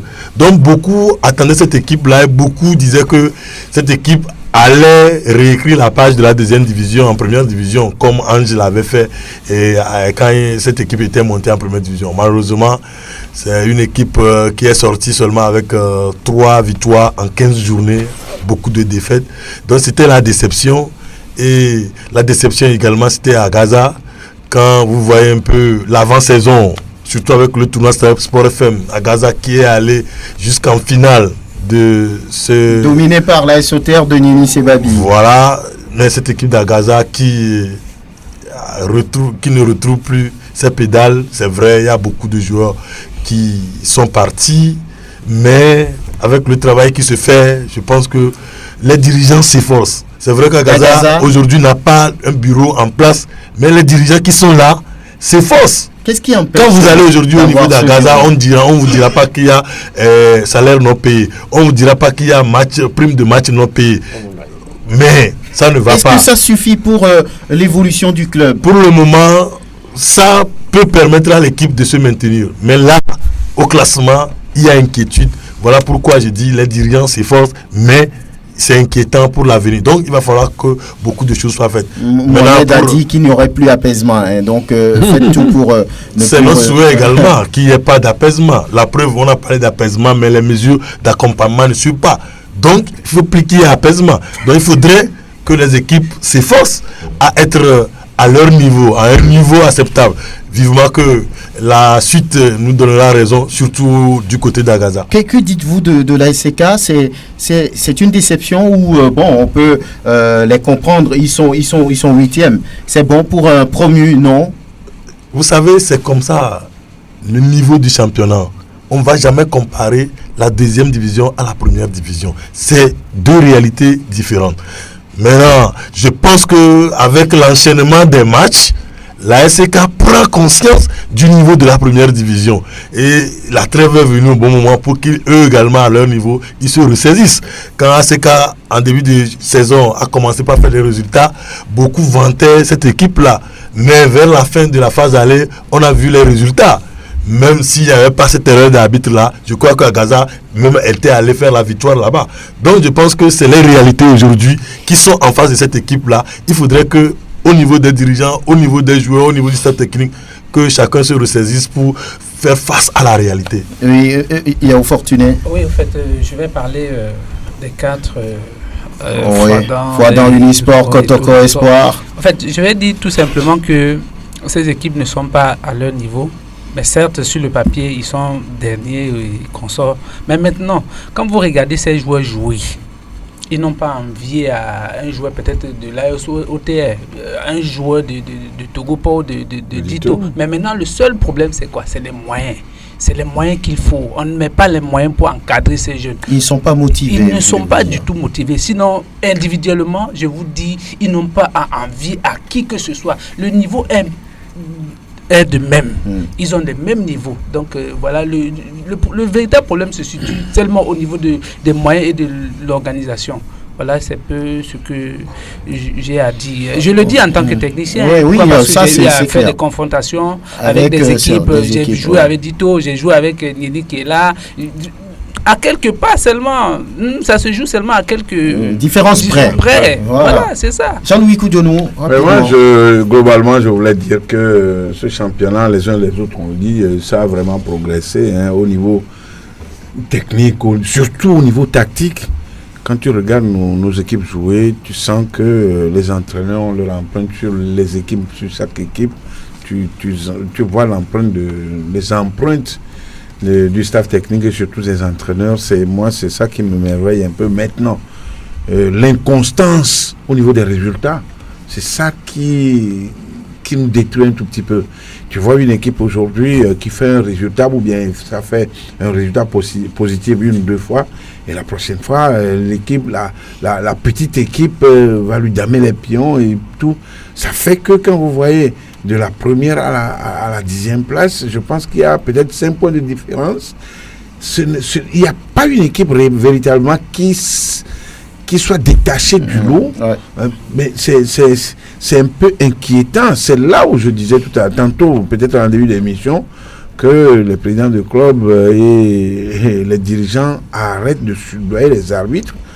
On va y revenir. Que dites-vous de la SCK? Qu'est-ce qui a manqué à ce club? Ça, de l'expérience. De l'expérience, parce que c'est une première fois, moi je les ai vus jouer au municipal ici, et c'était pas trop loin d'un championnat scolaire. Ah bon? Oui, maintenant. Et il y a des individualités.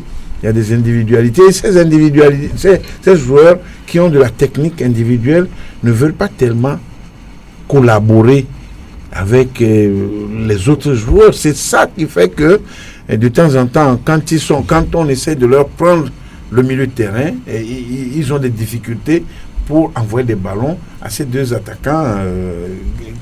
Koudagba, qui est d'ailleurs le meilleur buteur. Donc, je pense que ACK doit revoir au niveau collectif.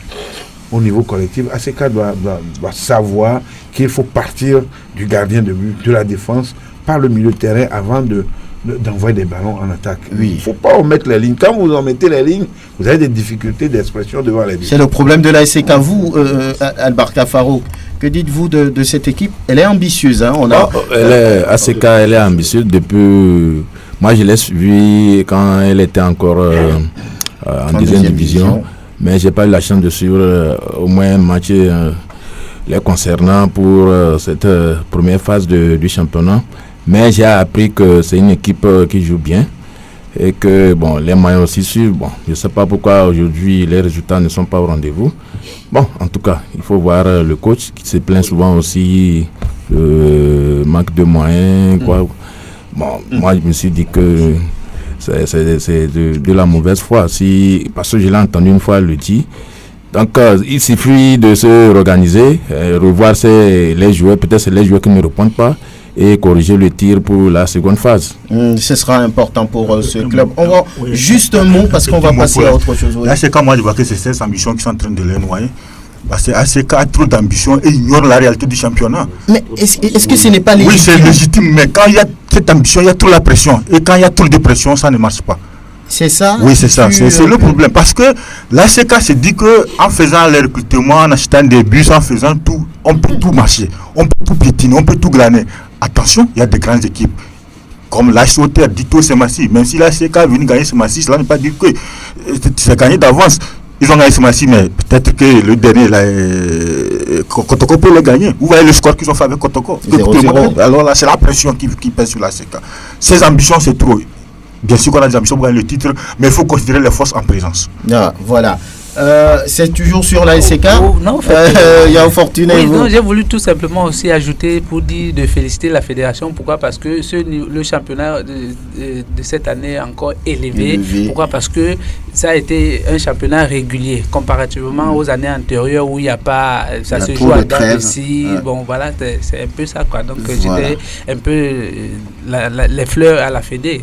On va parler avec justement le représentant de la fédération togolaise de football, Pafio Dobou, qui est le directeur des compétitions nationales et internationales à la fédération togolaise de football.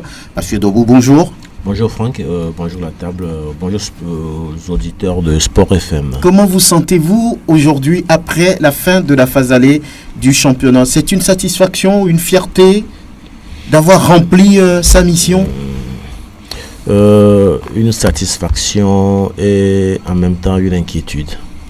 Satisfaction pourquoi? Inquiétude pourquoi? Satisfaction, on est arrivé au terme des 15 journées de D1 et des 9 journées de D2.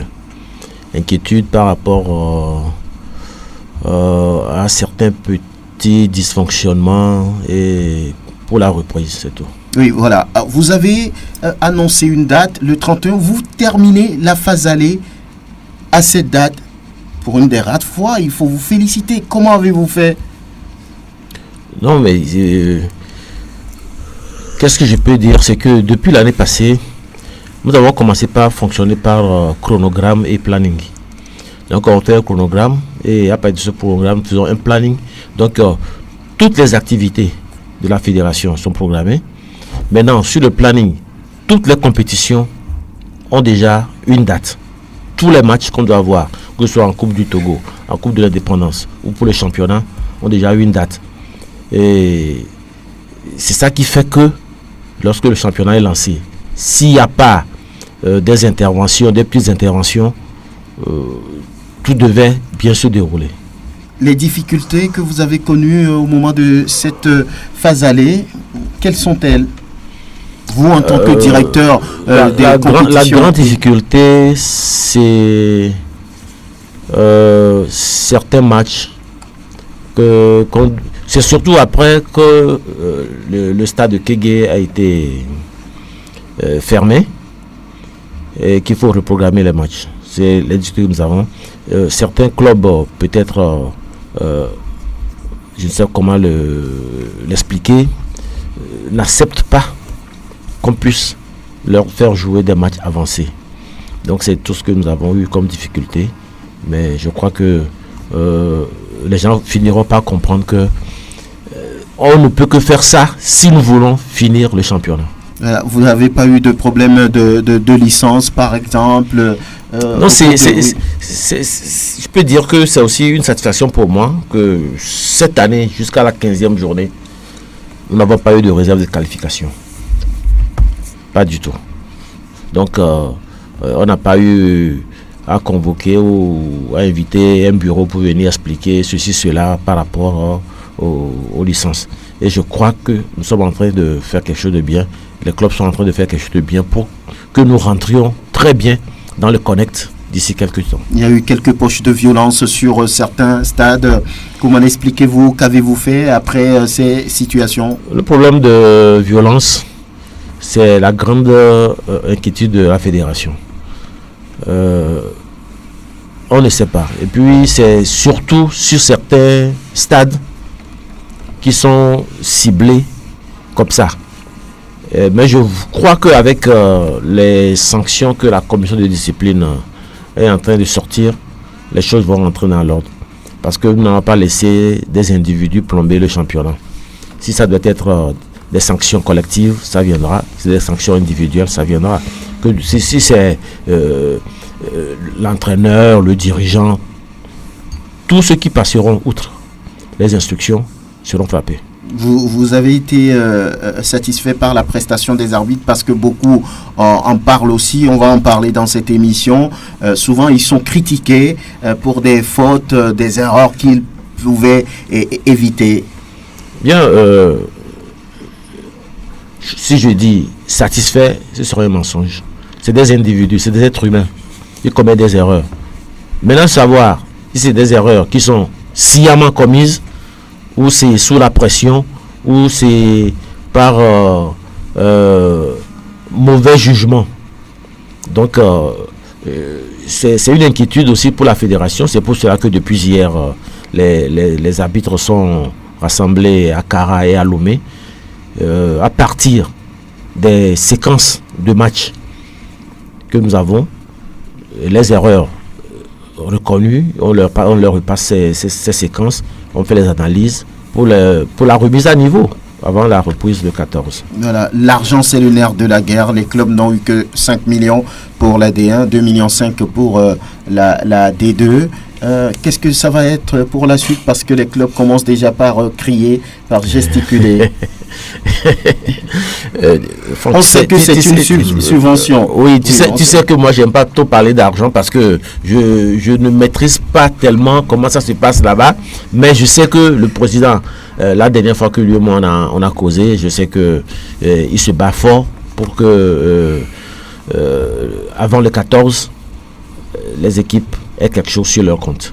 Combien vous ne savez pas. Moi je ne peux jamais le savoir. Vous êtes le directeur des compétitions. Ouais. Si les clubs n'ont pas d'argent et qu'ils ne veuillent pas jouer, ça vous pénalise aussi. Oui, c'est pour cela que je suis en contact régulier avec le président pour voir où est-ce qu'il en est avec cette démarche pour que nous puissions avoir l'argent. Vous savez que jusqu'à maintenant, même la subvention de la FIFA, de la CAF, ils ne sont pas encore tombés dans les caisses de la fédération. Donc, nous sommes en train de nous battre pour voir comment ça peut se passer. Oui, par rapport à l'apaisement, vous avez dit que ce serait, on va dire, une subvention beaucoup plus alléchante, si on peut le dire ainsi, par rapport à ce sera à 15 millions. C'est le rêve. Le président avait dit ça. Il a dit, il l'a dit la dernière fois, qu'il veut que cette année, les équipes aient plus. S'il peut trouver au minimum 15 millions, ce serait bien. Il me l'a encore dit. Mais c'est qu'aujourd'hui, il ne l'a pas sur son compte. Il y a un département marketing. Qu'est-ce qu'ils font? Ils ne vont pas chercher de l'argent pour la Fédé? Je ne saurais te dire comment ça se passe. Parce que aujourd'hui, c'est comme si les sociétés togolaises ne veulent pas donner de l'argent au football. Les filles sont là-bas. Les filles sont actuellement en regroupement. La dernière fois, nous avons tenté. On a écrit des lettres aux sociétés. Et on a fait le tour. Je ne peux pas vous raconter ce qu'on a raconté. On a rencontré auprès de certaines sociétés. Mais il faut que nous commencions par nous prendre au sérieux pour que les gens nous prennent au sérieux. Voilà. La phase retour, vous avez annoncé une date, le 14. Ça serait respecté parce que souvent quand la phase prend fin, on met des mois avant de recommencer. Non, nous à notre niveau. Et c'est pour cela même, pour que nous puissions jouer les 14, que nous avons enlevé le match de 16e de finale de la Coupe du Togo qu'on doit jouer normalement aujourd'hui et demain. Qu'on a enlevé ces trucs pour que on a privilégié le championnat. En jouant la Coupe du Togo, les équipes de D1 n'ont pratiquement pas de repos. Donc c'est pour cela que nous avons fait, pour que les équipes puissent avoir au moins 10 jours. Donc cette date sera respectée. À nous, à notre niveau, de l'organisation, de la direction de compétition, le 14 sera respecté. Maintenant, ça dépendra de l'accompagnement. Bien. Et voilà, nous allons juste marquer une pause avant de parler de la réunion des arbitres. C'était hier la Fédération togolaise de football. Et les arbitres qui sont des acteurs principaux de ce championnat, également la Fédération les a réunis hier pour faire un peu le bilan aussi à leur niveau. Au sortir de cette rencontre, Madame Djodopé Mana, qui était arbitre international au niveau des dames, a bien voulu réagir au micro de Latif Irouma. Nous sommes là aujourd'hui pour le bilan mi-saison pour le renforcement des capacités des arbitres et arbitres assistants. Ça se fait dans 2 endroits. Il y a la ville de Karaï-Lomé. De quoi il s'agit concrètement? Qu'est-ce que vous pensez faire au cours de cette journée? Nous sommes là juste pour voir les erreurs durant les 15 journées et faire le bilan de notre activité aussi et voir comment relancer la phase retour. Puisque c'est une nouveauté, est-ce que à votre niveau vous avez constaté justement qu'il y a quand même des manquements au cours de cette première phase? On peut dire oui.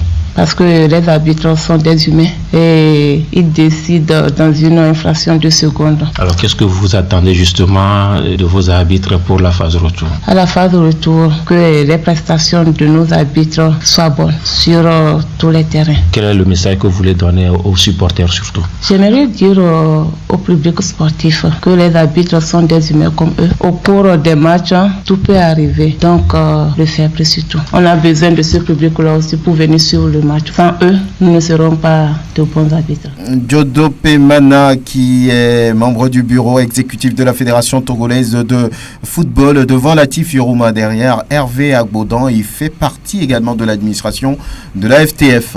Il s'agit de 2 jours de bilan que la commission des arbitres et le département ont programmé pour faire le point sur la phase allée du championnat. Donc naturellement, les arbitres sont des éléments importants dans le fonctionnement de nos championnats. Et donc sur ces 2 journées, ils vont faire le point sur ce qui a marché, ce qui n'a pas marché, les erreurs d'arbitrage commises, comment y remédier.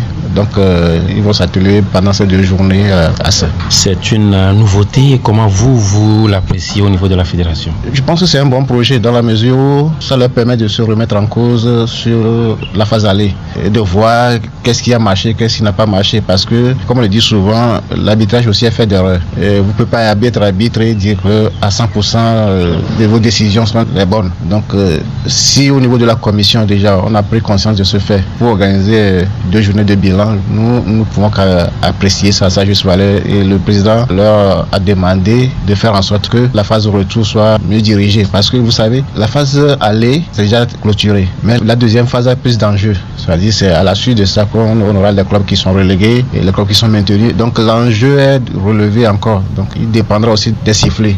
Hervé Agbodan de la Fédération togolaise de football par rapport à cette réunion avec les arbitres pour voir un peu ce qui a réussi, ce qui ne l'a pas été.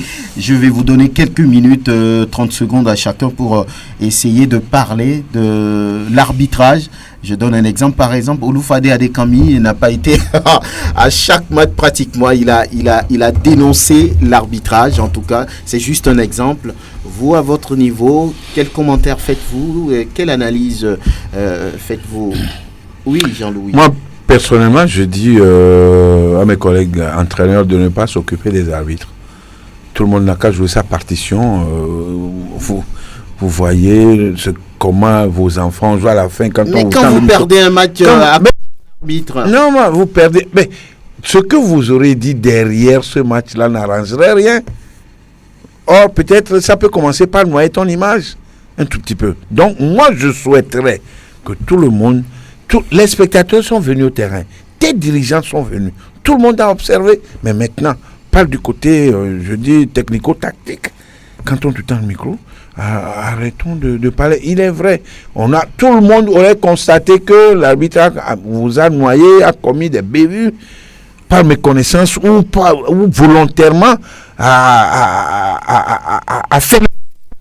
Donc je souhaiterais, c'est ma culture, hein, je souhaiterais qu'aucun entraîneur ne s'attarde pas à parler du mauvais comportement de l'arbitre vis-à-vis de son équipe. Mais c'est aussi une charge qu'on met sur cet arbitre-là. On va dire, bien qu'on a essayé de le noyer, mais il s'en est sorti par ses déclarations. Il ne s'est pas adressé à moi. La prochaine rencontre, vous allez voir le changement de comportement. Albar Kafarou. Non, bon, le problème de l'arbitrage, c'est une réalité. Hein. Moi, je me demande des fois même, est-ce que ce sont des erreurs ou bien ce sont des fautes? Parce qu'il y a des arbitres, quand avec eux des erreurs se répètent, j'ai du mal à croire que ce sont des erreurs, ce sont des fautes. Et pour des fautes, il faut des sanctions, hein, au moins des avertissements. C'est pourquoi, bon, quand on me dit qu'on s'est réunis seulement pour voir des erreurs, mais il fallait aussi penser aux fautes. Il y a des arbitres qui ont commis des fautes qu'on doit sanctionner parce qu'ils risquent de fausser les résultats.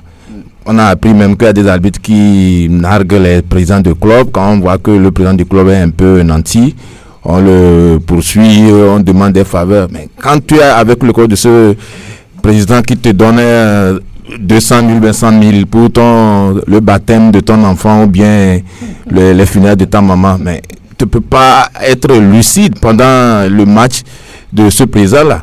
Donc voilà, c'est à quoi il faut vraiment s'atteler. On peut se faire aider et rester quand même arbitre. Mais justement, les gens n'arrivent pas mal les compétitions de mener des enquêtes là-dessus pour que le football soit plus potable que ce qu'on voit. Il y a au fortuné, en fait, l'arbitrage. Oui, l'arbitrage, vraiment, c'est le véritable problème. Je me dis que ces arbitrages doivent être ambitieux. Quand je dis ambitieux, ça veut dire penser, aller loin, pas diriger seulement au Togo. Parce que je me dis que c'est en allant loin, en faisant bien son métier, qu'on est vu de loin. Parce que quand vous préparez une équipe et qu'à la fin de la semaine, quand on te fout le bordel en l'air, bon, vraiment, c'est pas sérieux. Et ce que le coach disait tout tantôt qu'il ne fallait pas dénoncer, je me dis, non, c'est pas sérieux. Quand l'arbitre n'a pas bien fait, il faut le dire. Pourquoi? Parce que quand on le dénonce pas, il va continuer toujours dans cette même erreur. Ah bon? Donc il faut le dire, il faut le dénoncer. Il faut le dénoncer. Bon, en le dénonçant, on se dit que peut-être ça peut changer. Voilà, si ça ne change pas. Vous parlez comme si c'est l'arbitre qui est la base de votre défaite, souvent. Moi, personnellement, quand j'ai eu à connaître des défaites et je suis allé saluer des arbitres, quand je sais que mon équipe n'a pas bien joué, j'ai félicité l'arbitre. Comparativement, quand j'ai joué contre Semassi, j'ai perdu, j'ai félicité ce monsieur, il a bien arbitré son match. Donc, je ne suis pas un mauvais perdant. Quand c'est bon, j'apprécie. Voilà, quand c'est mauvais, je le dis. C'est comme ça. Maman Wiao, vous les avez trouvés comment au cours de cette phase aller, les arbitres? Ils ont été à la hauteur ou pas? Certains ont été à la hauteur et d'autres non. Mais je dirais tout simplement que ils doivent faire de telle sorte qu'ils appliquent rien que les règles du jeu. Les règles telles qu'ils l'ont appris, qu'ils respectent ça dans le jeu et qu'ils sifflent par rapport à ça.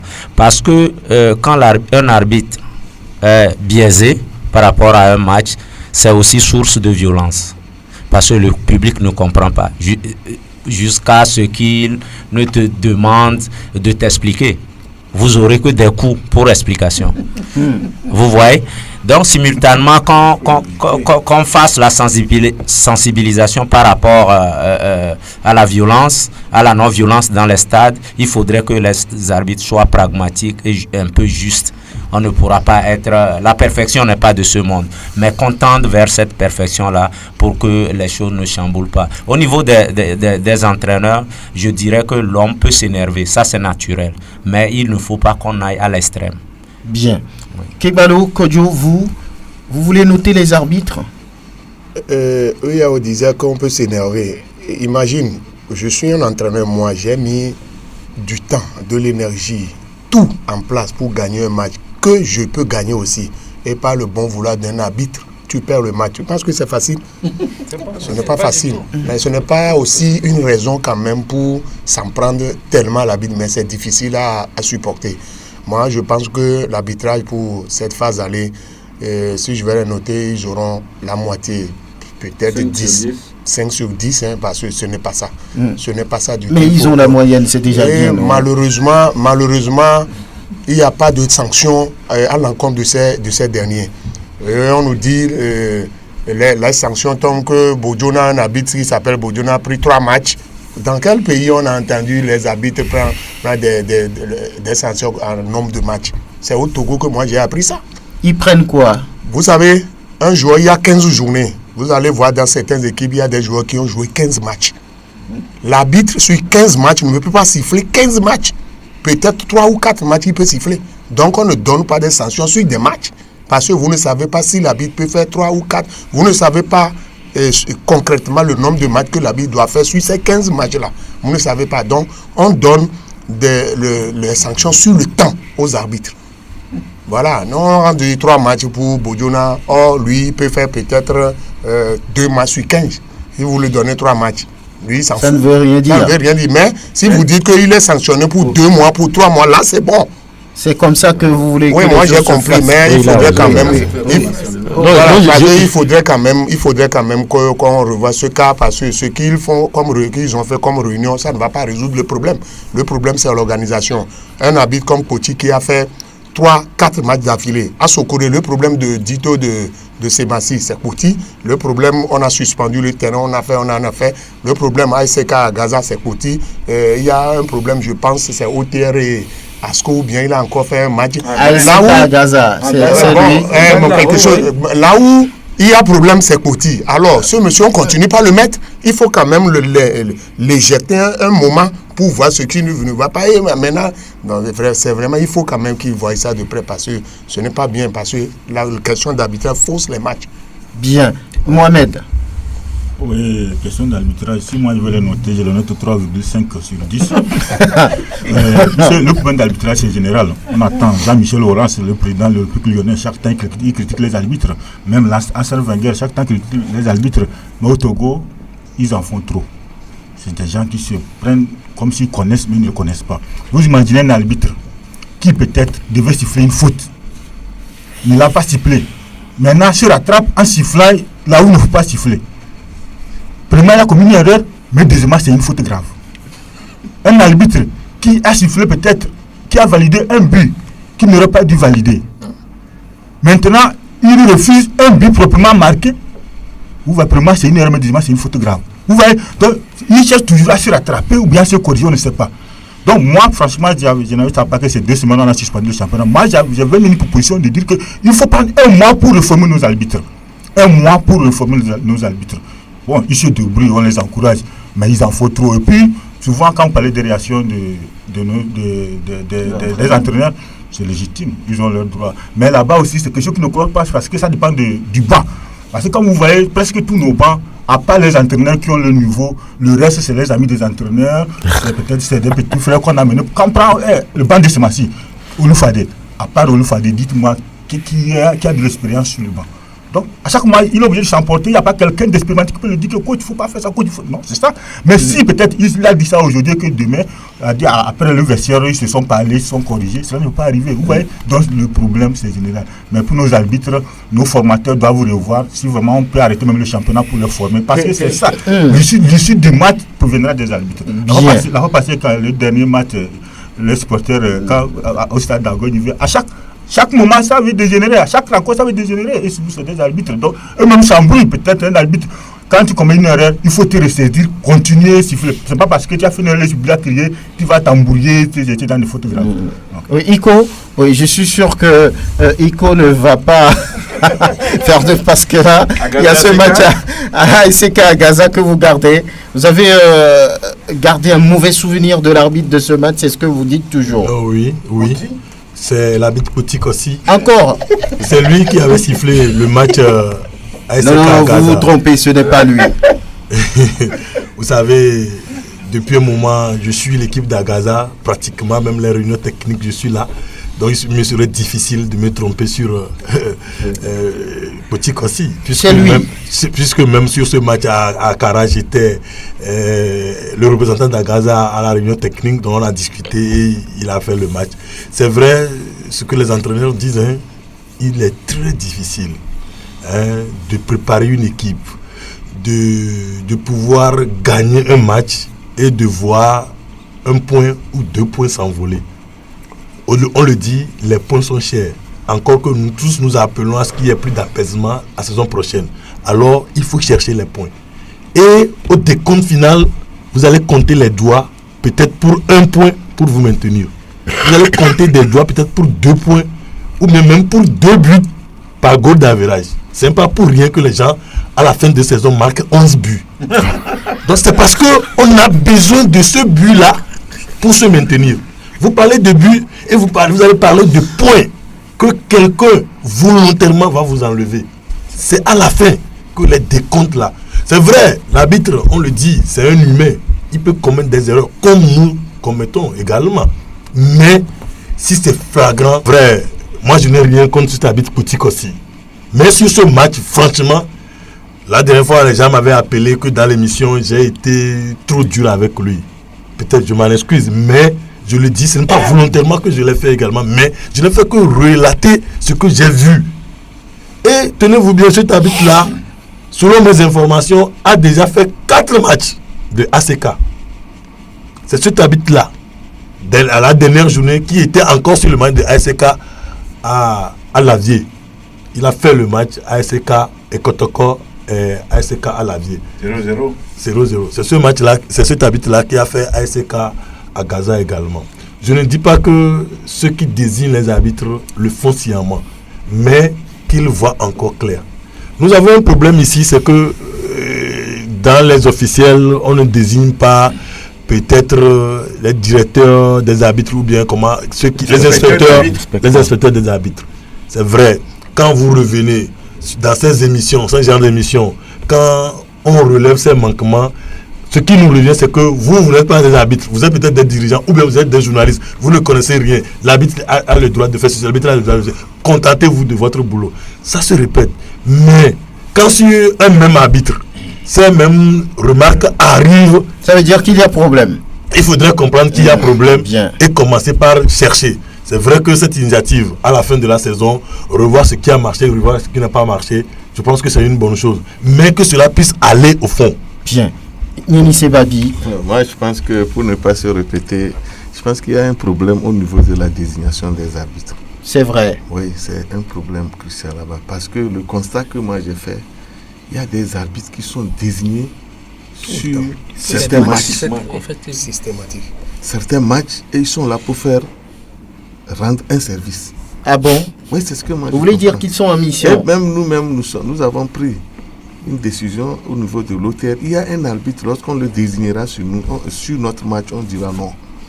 Ah bon? Ah oui, il vous a fait mal? Il vous fait mal? On va écrire pour dire que non, on n'a qu'à nous changer d'arbitre. Et si les équipes commencent par écrire, je ne veux pas de cet arbitre, je ne veux pas de cet arbitre, est-ce que c'est normal? On va se poser des questions. Voilà. Est-ce que ça, c'est... Non, c'est ça le problématique. Vous ne leur faites pas confiance, c'est ça? Non, ils fauchent les résultats des matchs. Ça, il faut que nous ayons le courage de le dire.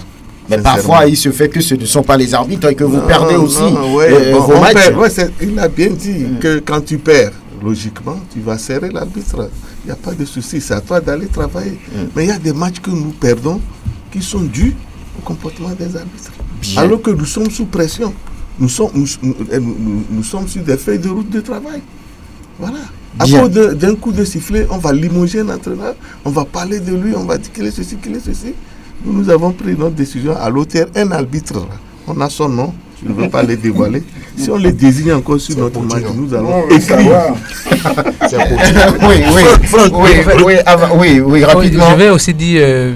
Bon, la Ligue aussi, comparativement au Burkina, où quand j'ai entraîné là-bas, tu ne connais pas l'arbitre, c'est la Ligue qui s'en charge de ramener les arbitres, loger l'arbitre. Donc c'est ce qui amène un peu la corruption entre des arbitres et les dirigeants. Je me dis que si peut-être la fédération peut un peu prendre le cas du Burkina, où c'est la Ligue, quand on envoie l'arbitre, c'est la Ligue qui s'en charge, il héberge l'arbitre, et quand il fait l'arbitre, et quand il finit son match et il repart, la Ligue l'accompagne pour limiter la corruption. Voilà. Sur ce cas, je voudrais dire que les arbitres, les commissaires de match sont pris en charge totalement par la fédération. On ne demande pas aux équipes de prendre les arbitres en charge. Et lorsque on est même allé jusqu'à interdire même les réceptions, c'est-à-dire des fois les arbitres à midi avant match, on demande aux arbitres qui sont invités à venir manger.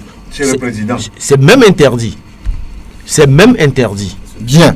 Est-ce que vous voyez? C'est très bien. On a compris. On va voir les auditeurs pour 5 minutes au moins. Il y a des arbitres. Quand ils sont sur votre match, sachez que vous perdez le match. Ah bon?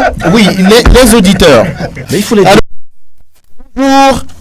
Allô, bonjour, monsieur Franck. Ibrahim. Oui. Comment vous allez? Oui, ça va bien. Et Djidjodé. Oui, tout le monde se pose. Ok, nous vous écoutons. Oui, je vais m'adresser à M. Jean-Luc Koudonou. Oui. Pourquoi il veut défendre ce qui est indéfendable? Il défend quoi? Les arbitres. Pourquoi il dit aux enseignants de ne pas dénoncer les conneries des arbitres? C'est pas sérieux. C'est ce que nous faisons au Togo, ça ne marche pas. C'est vrai. On voit la vérité, mais il ne veut pas dire la peur. Non. Ils ont droit de dénoncer ces gens-là.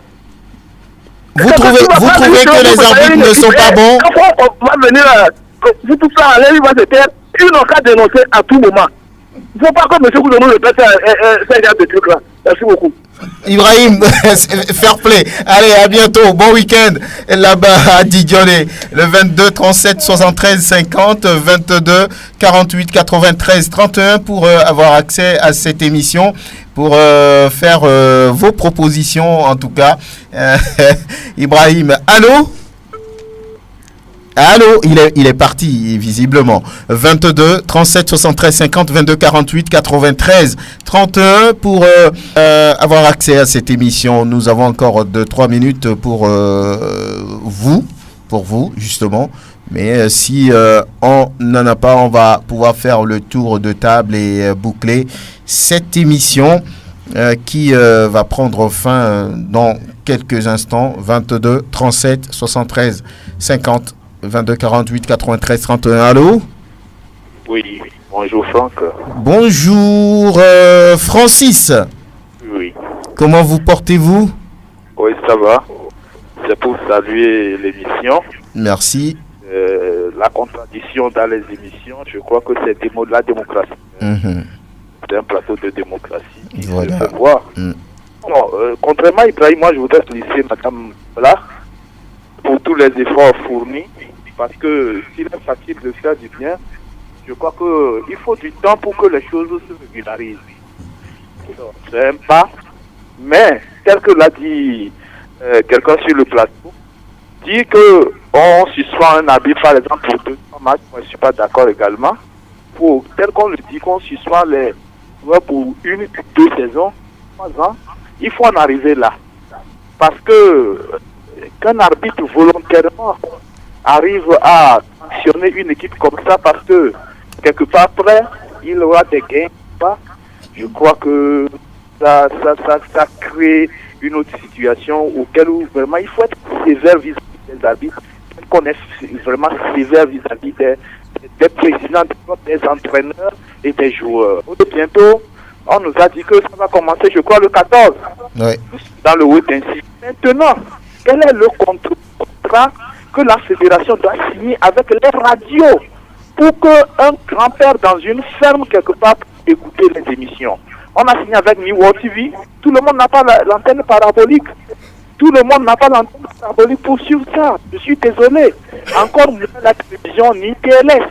Donc il faut que la fédération réfléchisse là-dessus pour avoir un partenariat avec tous les médias privés, publics, pour qu'on puisse suivre les matchs de la deuxième phase.